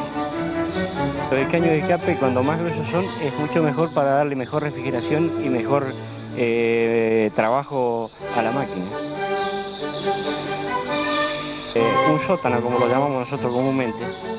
Ahí estaba sentado el generador de corriente y más atrás donde está la base, y una base de hierro, estaba sentada la excitatriz del generador, de la cual en una oportunidad estaba generando y tuvimos, se nos quemó una bobina del generador, de las cuales ya quedó hasta el día de hoy fuera de servicio la máquina.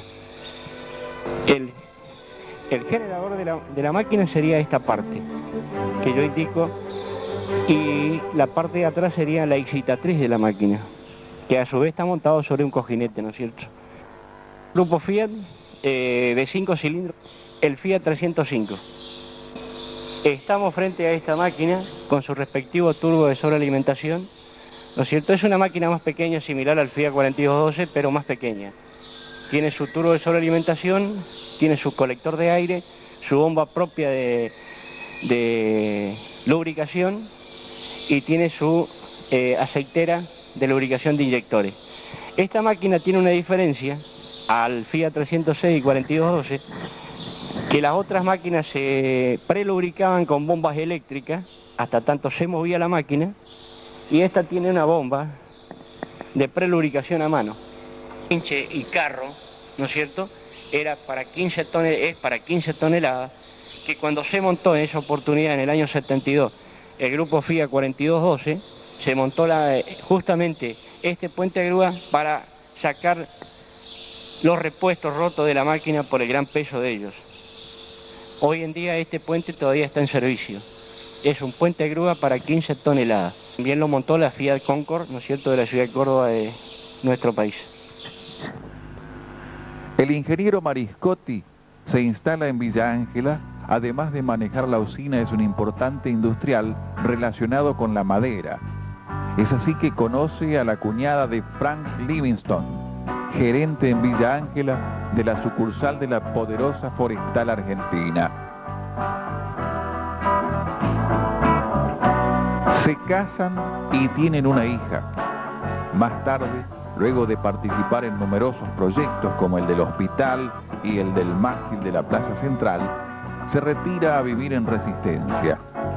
Sus descendientes viven, pero lejos, en Alemania, en donde solo pueden recordar las glorias del pasado.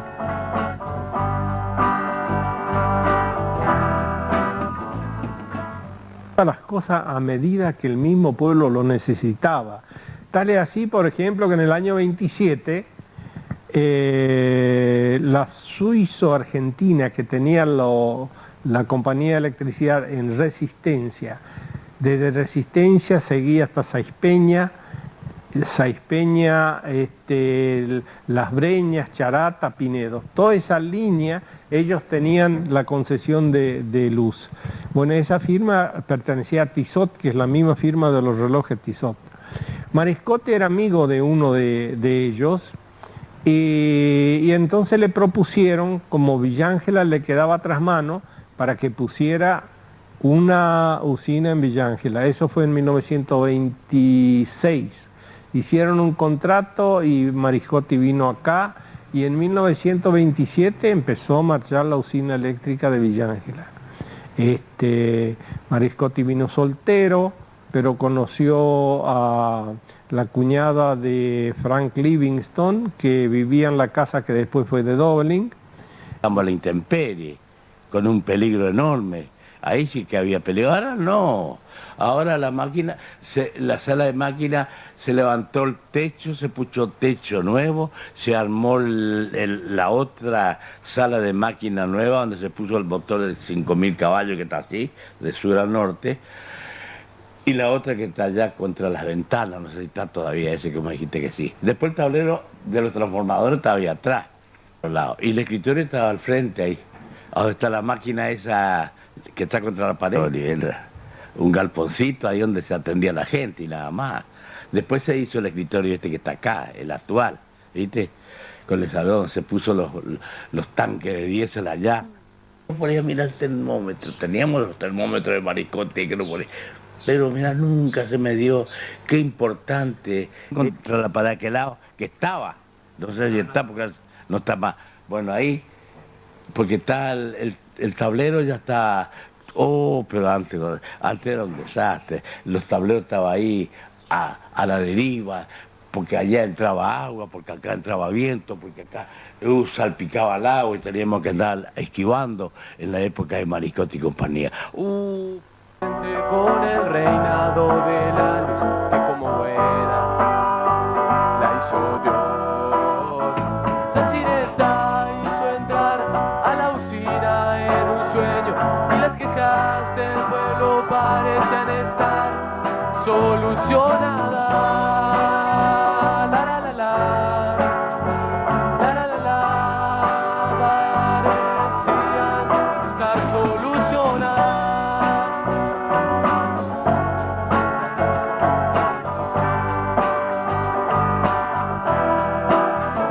Porque la luz de amores a escondidas, de nacimientos curiosos, interminables fiestas de carnaval, la la la la, la la la la, interminables fiestas de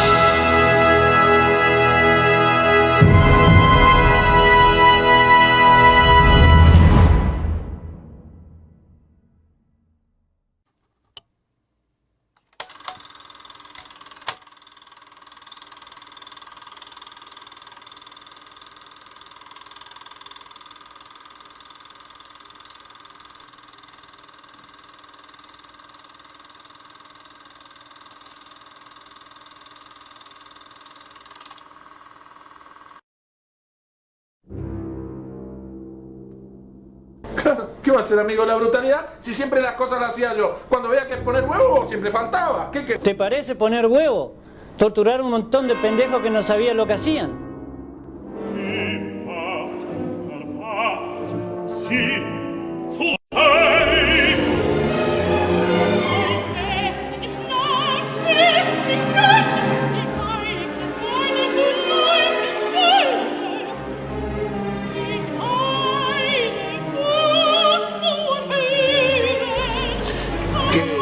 ¿Tenés miedo de nuestro pasado?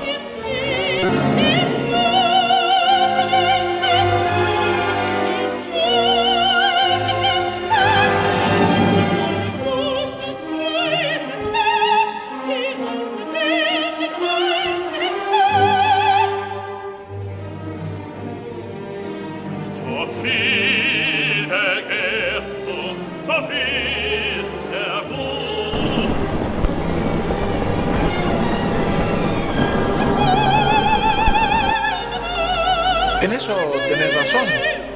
Muchos nos traicionaron, pero tu amistad nunca faltó.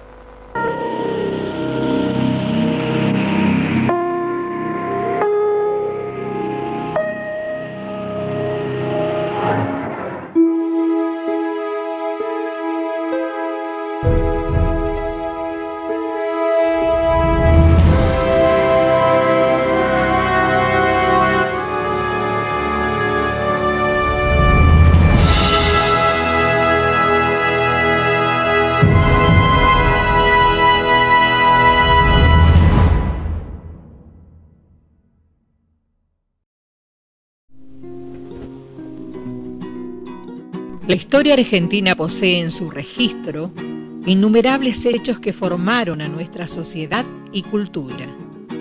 En 1900 comienzan a producirse muchos cambios en nuestra nación, entre ellos la industrialización y una fuerte inmigración.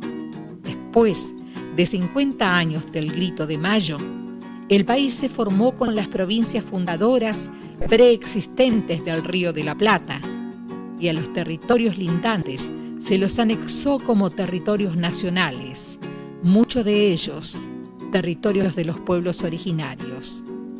Estas tierras poseían muchas riquezas naturales, eran aptos para la cría de ganado y la agricultura, eran ricos en maderas, tanino y petróleo. El Estado Nacional frenó lo más que pudo la provincialización de estos territorios valiéndose para ello de la falta de autodeterminación de los pobladores de estas regiones. En estos lugares reinaban los poderosos con sus feudos, en complicidad con los intereses de Buenos Aires. A estos se les cedía enormes cantidades de tierras fiscales, lo cual evitaba muchas veces la creación de colonias y pueblos vitales para la organización de un Estado provincial. A finales de 1890 se delimitan las fronteras del territorio nacional del Chaco Austral. Hacia 1905, el territorio es atravesado como el resto del país por el silbato del ferrocarril, que ahuyentó al nativo y originó pueblos y fábricas y avance, pero a costa de la explotación del hombre. En 1907 ya existía un asentamiento de pequeños hacendados al norte del fortín Cabeza de Tigre. Ese asentamiento más tarde se lo conocerá como Villa Ángela. En 1908, a raíz de una gran sequía en la zona del Tapenagá, donde don Carlos Gruneysen poseía campos y hacienda, decide explorar hacia el oeste de Charaday, en busca de agua y mejores pastos. También impulsa a este hombre la búsqueda de enormes extensiones de tierras fiscales y de la existencia en las mismas de una gran riqueza forestal.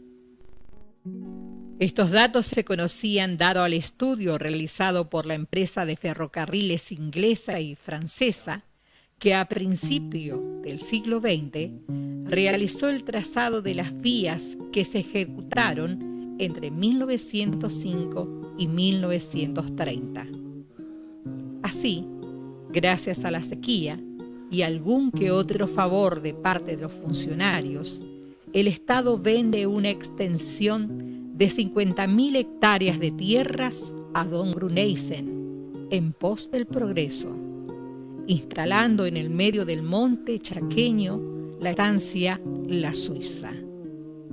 La construcción de la misma culmina en 1909, contando en esos momentos con otros pobladores de vecinos como la familia Pellerano o Bueyes, a las cuales por supuesto el Estado Nacional no les fue tan favorable como con los dueños de la Suiza en cuanto a la extensión de las tierras.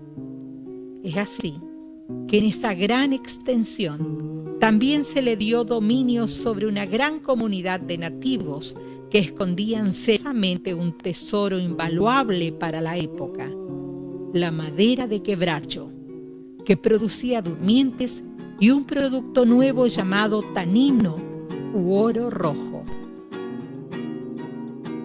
componente clave para las curtiembres, ya que el cuero era la estrella de la industria. El material sintético no se había descubierto todavía.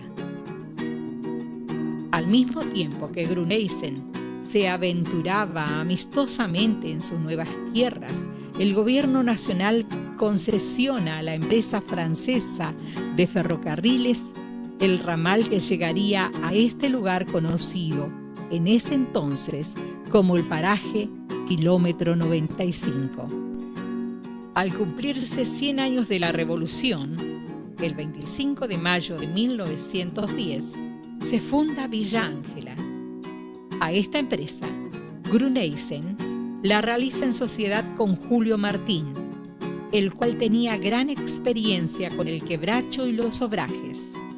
Él, además de proveerle de madera de sus obrajes para la poderosa forestal argentina, desde Rosario envía a el noble gobierno del territorio nacional del Chaco Austral el plano del nuevo pueblo y la futura estación a escasos metros de la futura fábrica de tanino.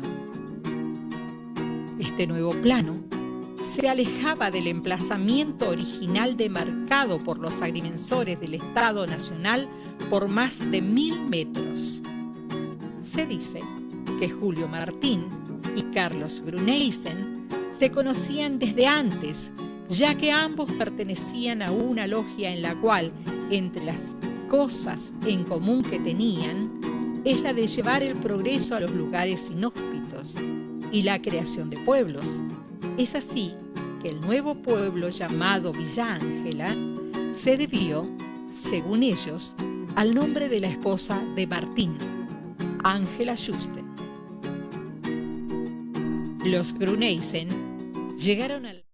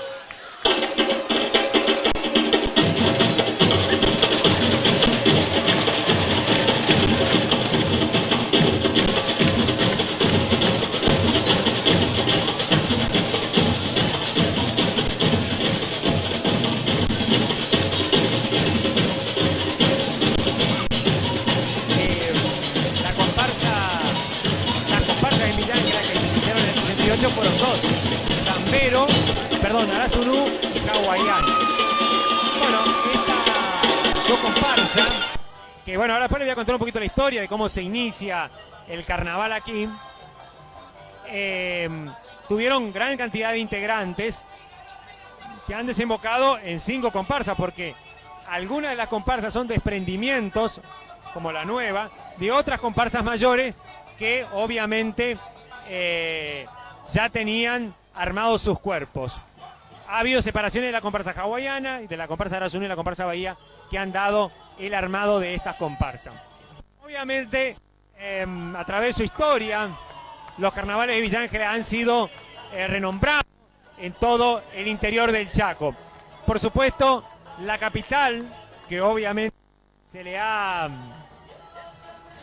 ostentado a través de un decreto y la tiene General San Martín, siempre ha sido muy historiada por Villa Ángela, ¿no? En donde tal vez no sea la capital, pero sí son los carnavales más lindos del noreste, o uno de los más lindos y obviamente el más lindo del Chaco. Uno de los que... hay muchos que han impulsado el carnaval, pero en la década del 2004, anterior, en la crisis del 2001, estuvo cortado el carnaval unos años, y el que retomó esta idea de volver con los carnavales es el actual gobernador de la provincia, Oscar Domingo Pepo, que en su momento era intendente, y allá por 2004 decidió arrancar nuevamente con los carnavales nuevamente. Ahí la cámara, no sé si puede tomar, está tomando un carro. En ese carro viene Gerardi, un actor de acá de la comunidad de Villa Ángela, y por supuesto, obviamente, también está haciendo como una especie de embajador, de rey de la selva, ahí en el carro de Zambero, el primer carro que tiene esta comparsa. Así que bueno, ahí está llegando también autoridades al Corsoro Mayor, como por ejemplo son los ministros. Hoy va a estar presente el gobernador del Chaco, aquí para inaugurar el Corsódromo oficialmente.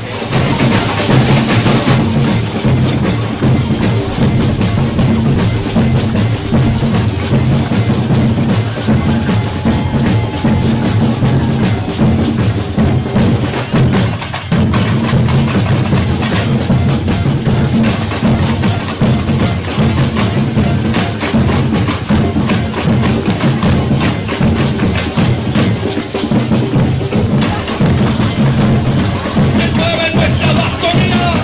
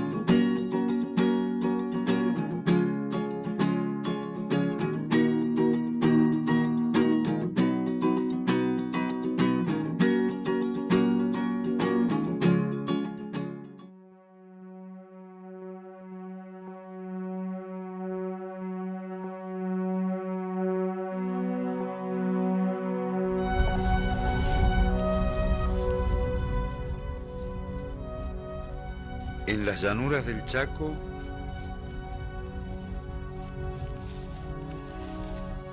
el hombre vive libremente,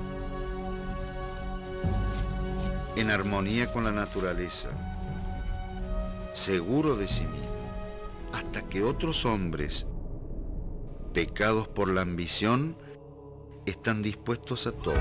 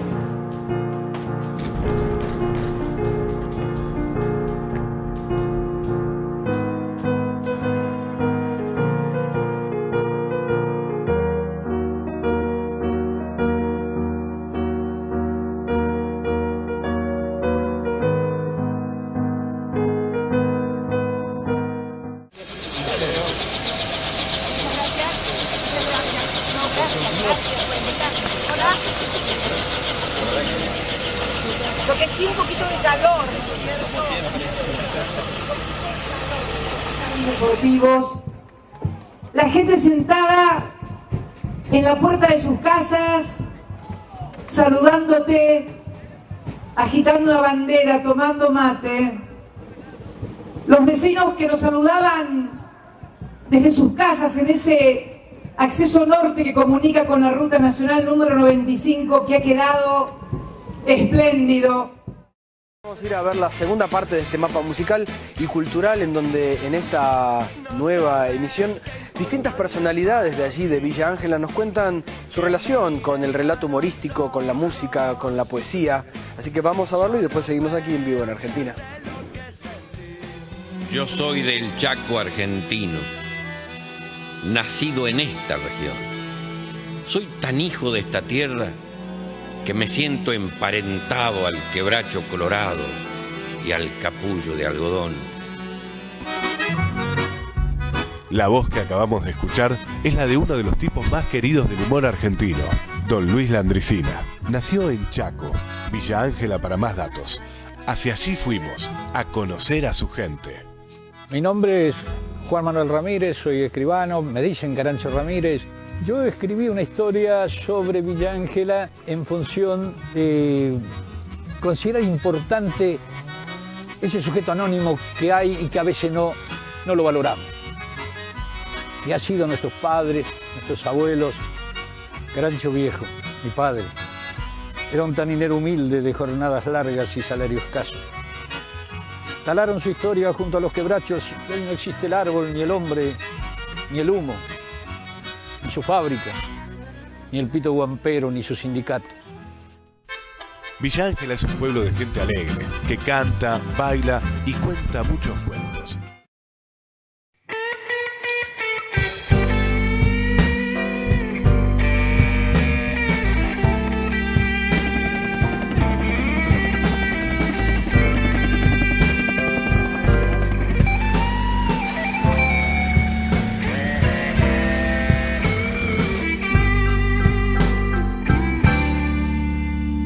Si alguien me preguntara mi origen, mi lugar, en Chile viene el pecho, nombraré mi ciudad, Soy del norte argentino, quebracho y algodón, paisaje de mi Chaco, sequía o inundación.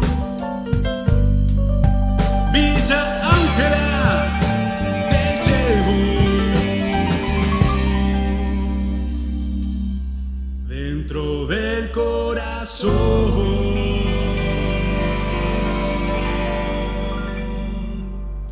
Y hoy con orgullo digo que soy chaqueño, aunque me piden luce el rock and roll.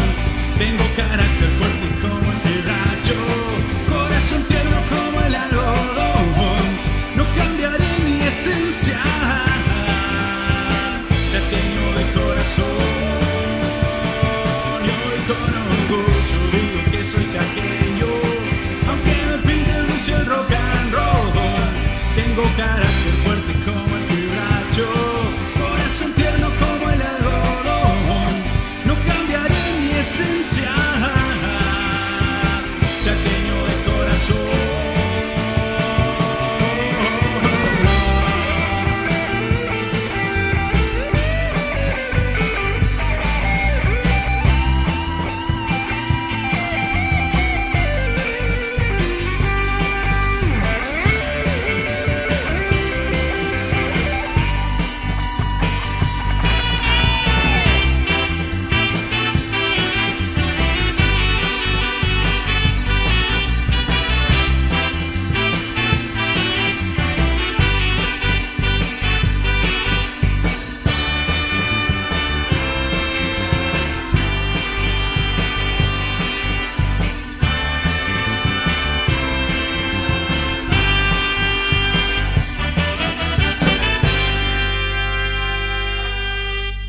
No olvido mis raíces, ni el tiempo que pasó. Dios me puso en tu suelo, fue por una razón. Ruego yo cada día poder ser bendición, ayudando a mi gente, dando mi corazón. Villa Ángela, querida, te bendiga mi Dios.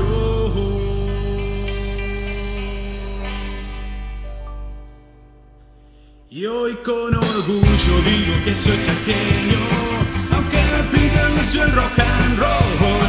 Tengo carácter fuerte como el quebracho, corazón tierno como el algodón. No cambiaré mi esencia, chaqueño de corazón. Y hoy con orgullo digo que soy chaqueño, aunque me pidan lucio el rock and roll. Tengo carácter fuerte como el quebracho, corazón tierno como el algodón. No cambiaré mi esencia, chaqueño de corazón.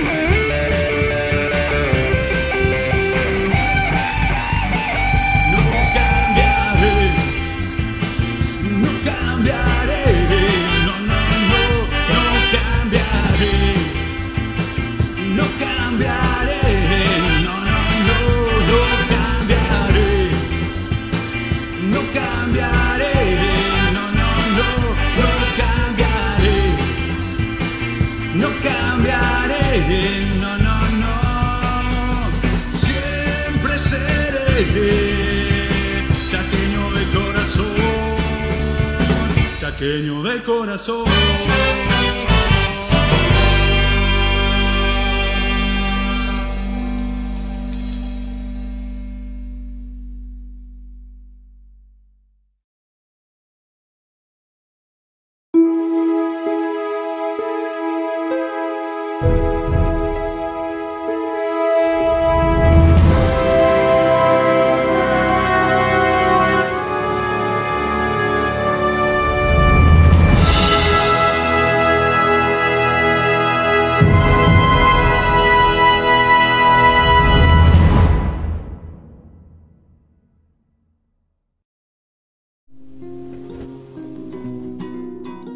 La historia argentina posee en su registro innumerables hechos que formaron a nuestra sociedad y cultura.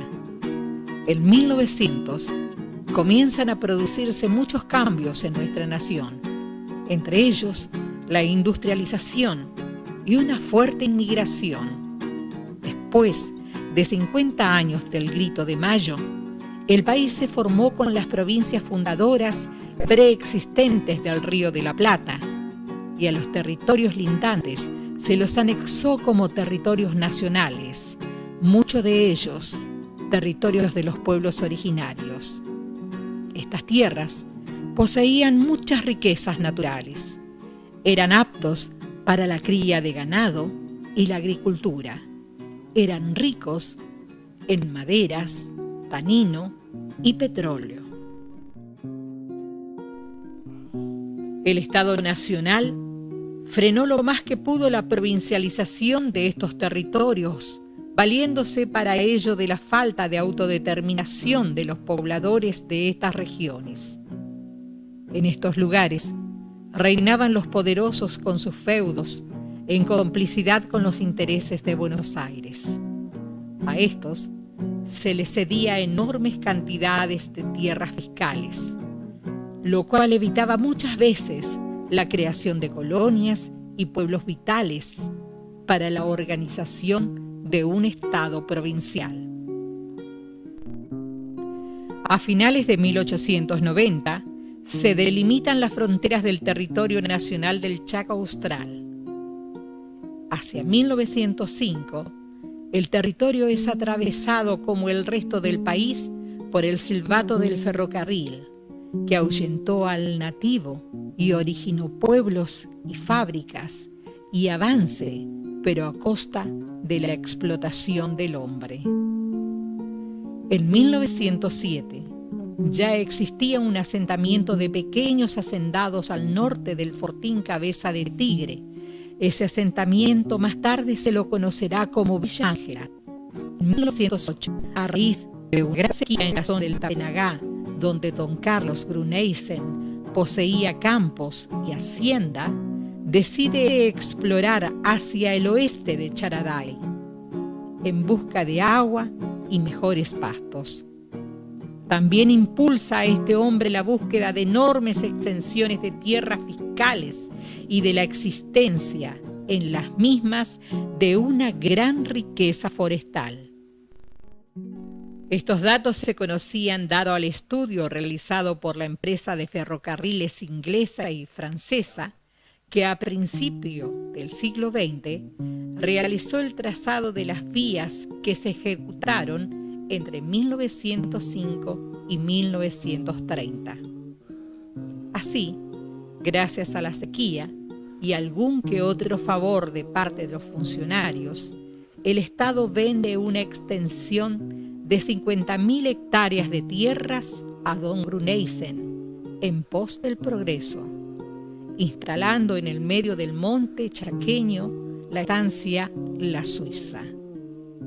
La construcción de la misma culmina en 1909, contando en esos momentos con otros pobladores de vecinos como la familia Pellerano o Bueyes, a las cuales por supuesto el Estado Nacional no les fue tan favorable como con los dueños de la Suiza en cuanto a la extensión de las tierras. Es así que en esa gran extensión también se le dio dominio sobre una gran comunidad de nativos que escondían celosamente un tesoro invaluable para la época, la madera de quebracho, que producía durmientes y un producto nuevo llamado tanino u oro rojo, componente clave para las curtiembres, ya que el cuero era la estrella de la industria. El material sintético no se había descubierto todavía. Al mismo tiempo que Gruneysen se aventuraba amistosamente en sus nuevas tierras, el gobierno nacional concesiona a la empresa francesa de ferrocarriles el ramal que llegaría a este lugar conocido en ese entonces como el paraje Kilómetro 95. Al cumplirse 100 años de la Revolución, el 25 de mayo de 1910, se funda Villa Ángela. A esta empresa, Gruneisen la realiza en sociedad con Julio Martín, el cual tenía gran experiencia con el quebracho y los obrajes.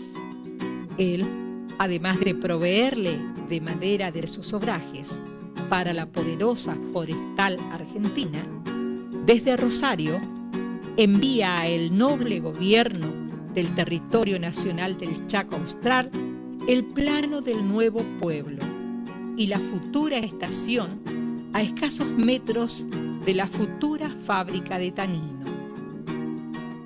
Este nuevo plano se alejaba del emplazamiento original demarcado por los agrimensores del Estado Nacional por más de 1000 metros. Se dice que Julio Martín y Carlos Gruneisen se conocían desde antes, ya que ambos pertenecían a una logia en la cual, entre las cosas en común que tenían, es la de llevar el progreso a los lugares inhóspitos y la creación de pueblos. Es así que el nuevo pueblo llamado Villa Ángela se debió, según ellos, al nombre de la esposa de Martín, Ángela Juste. Los Gruneisen llegaron al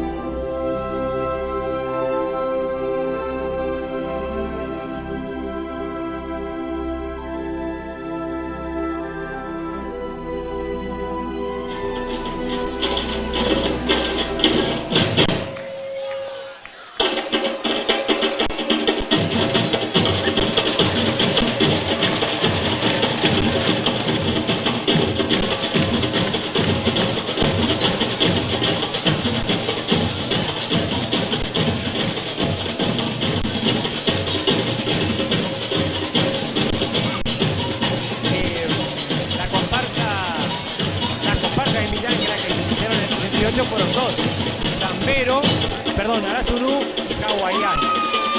Bueno, esta dos comparsas, que bueno, ahora después les voy a contar un poquito la historia de cómo se inicia el carnaval aquí. Tuvieron gran cantidad de integrantes que han desembocado en 5 comparsas, porque algunas de las comparsas son desprendimientos, como la nueva, de otras comparsas mayores que obviamente ya tenían armados sus cuerpos. Ha habido separaciones de la comparsa hawaiana, de la comparsa Arasunu y la comparsa Bahía, que han dado el armado de estas comparsas. Obviamente, a través de su historia, los carnavales de Villa Ángela han sido renombrados en todo el interior del Chaco. Por supuesto, la capital, que obviamente se le ha ostentado a través de un decreto y la tiene General San Martín, siempre ha sido muy historiada por Villa Ángela, ¿no? En donde tal vez no sea la capital, pero sí son los carnavales más lindos del noreste, o uno de los más lindos y obviamente el más lindo del Chaco. Uno de los que...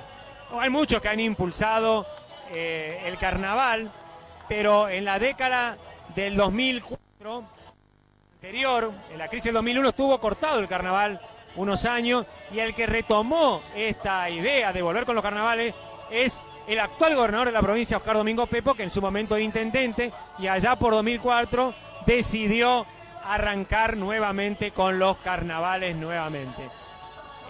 Ahí la cámara, no sé si puede tomar, está tomando un carro. En ese carro viene Gerardi, un actor de acá de la comunidad de Villa Ángela, y por supuesto, obviamente, también está haciendo como una especie de embajador, de rey de la selva, ahí en el carro de Zambero, el primer carro que tiene esta comparsa. Así que bueno, ahí está llegando también autoridades al Corsoro Mayor, como por ejemplo son los ministros. Hoy va a estar presente el gobernador del Chaco, aquí para inaugurar el Corsódromo oficialmente.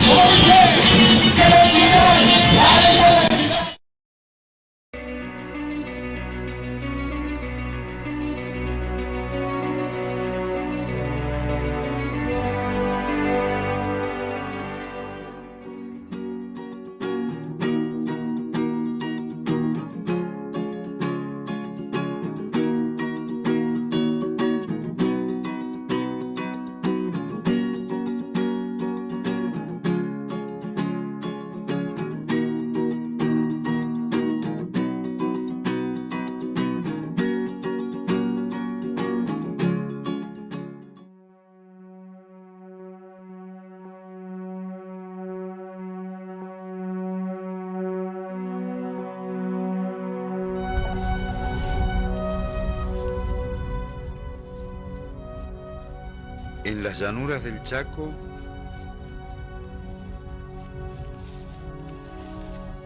el hombre vive libremente,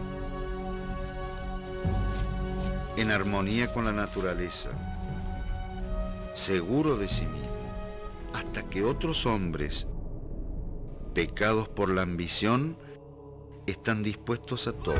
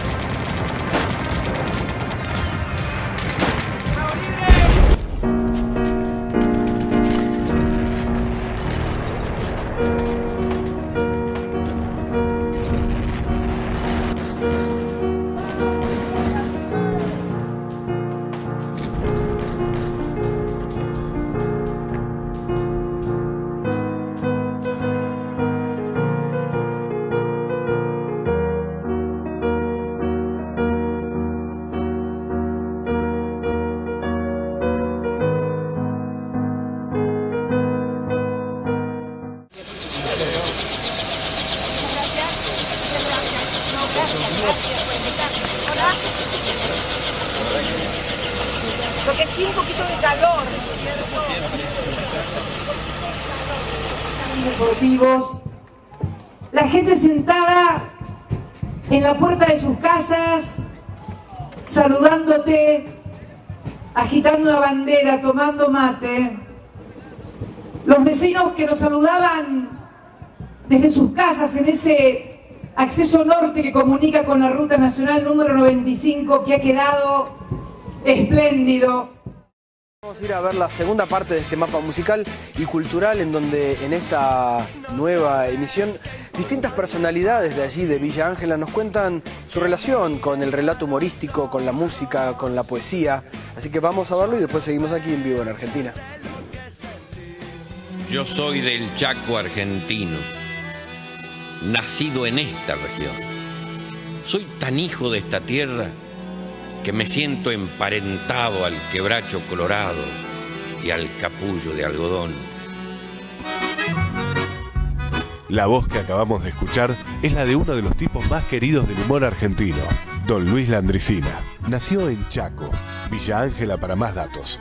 Hacia allí fuimos, a conocer a su gente. Mi nombre es Juan Manuel Ramírez, soy escribano, me dicen Carancho Ramírez. Yo escribí una historia sobre Villa Ángela en función de considerar importante ese sujeto anónimo que hay y que a veces no lo valoramos. Y ha sido nuestros padres, nuestros abuelos. Carancho Viejo, mi padre, era un taninero humilde de jornadas largas y salario escaso. Talaron su historia junto a los quebrachos. Hoy no existe el árbol, ni el hombre, ni el humo, ni su fábrica, ni el pito guampero, ni su sindicato. Villa Ángela es un pueblo de gente alegre, que canta, baila y cuenta muchos cuentos.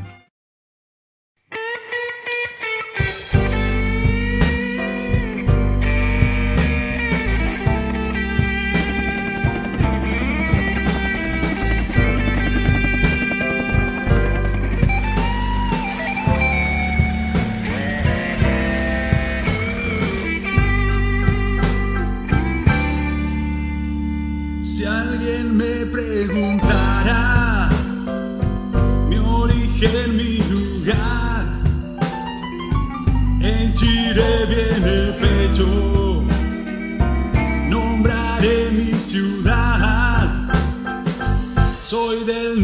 argentino, quebracho y algodón, paisaje de mi Chaco, sequía o inundación. Villa Ángela, te llevo dentro del corazón.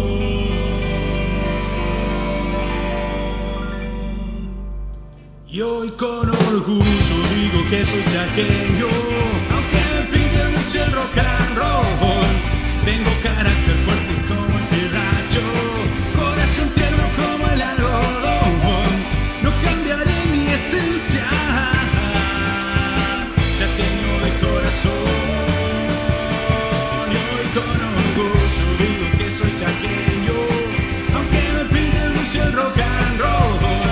Tengo carácter fuerte como el quebracho, corazón tierno como el algodón. No cambiaré mi esencia, chaqueño de corazón.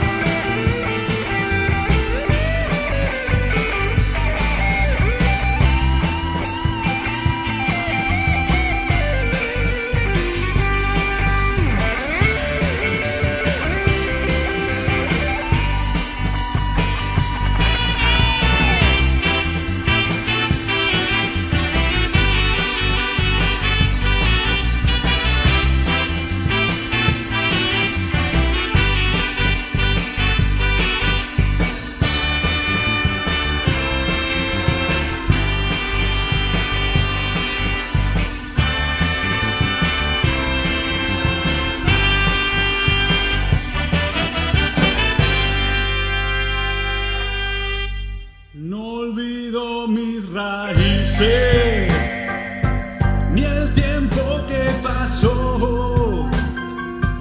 Dios me puso en tu suelo, fue por una razón.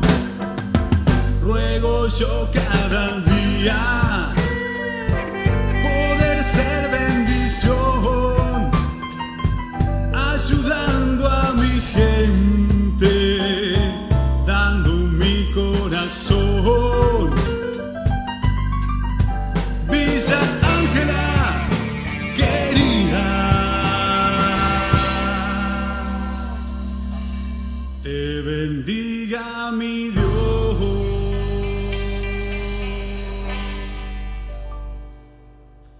Y hoy con orgullo digo que soy chaqueño, aunque me pidan mucho el rock and roll.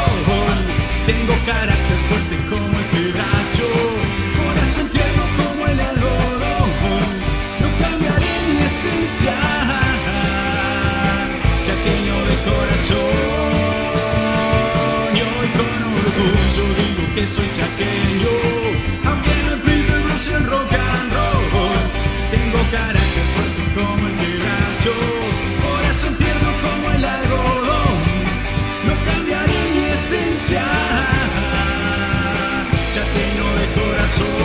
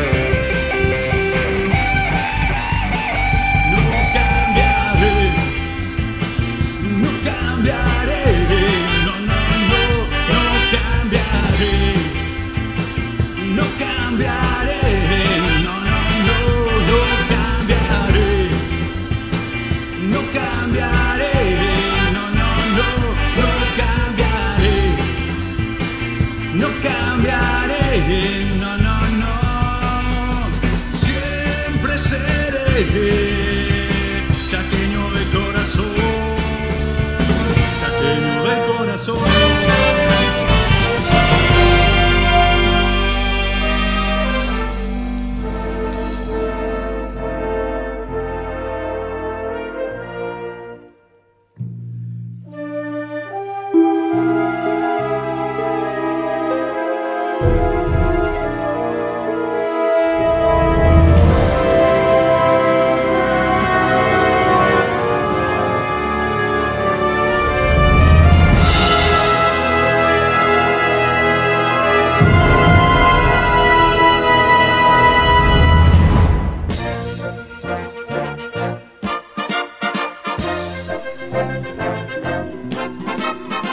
La historia argentina posee en su registro innumerables hechos que formaron a nuestra sociedad y cultura.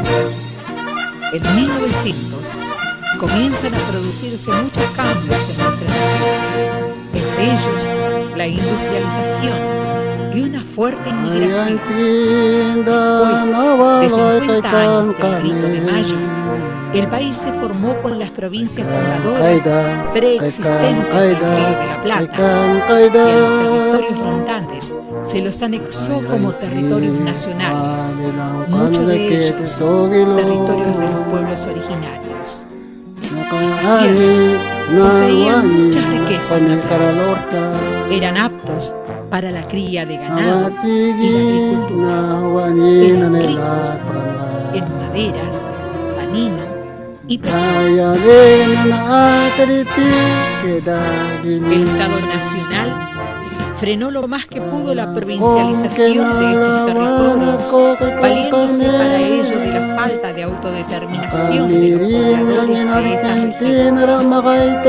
En estos lugares reinaban los poderosos con sus feudos en complicidad con los intereses de Buenos Aires. A estos se les cedía enormes cantidades de tierras fiscales, lo cual evitaba muchas veces la creación de colonias y pueblos vitales para la organización de un Estado provincial. A finales de 1890 se delimitan las fronteras del territorio nacional del Chaco. Hacia 1905, el territorio es atravesado como el resto del país por el silbato del ferrocarril, que ahuyentó al nativo y originó pueblos y fábricas, y avanza, pero a costa de la explotación del oro. En 1905 ya existía un asentamiento de 30 ese asentamiento más tarde se lo conocerá como Villán. En 1908, París, de un gran sequía en la zona del Tarnagán, donde don Carlos Bruneiser poseía campos y hacienda, decide explorar hacia el oeste de Charadá en busca de agua.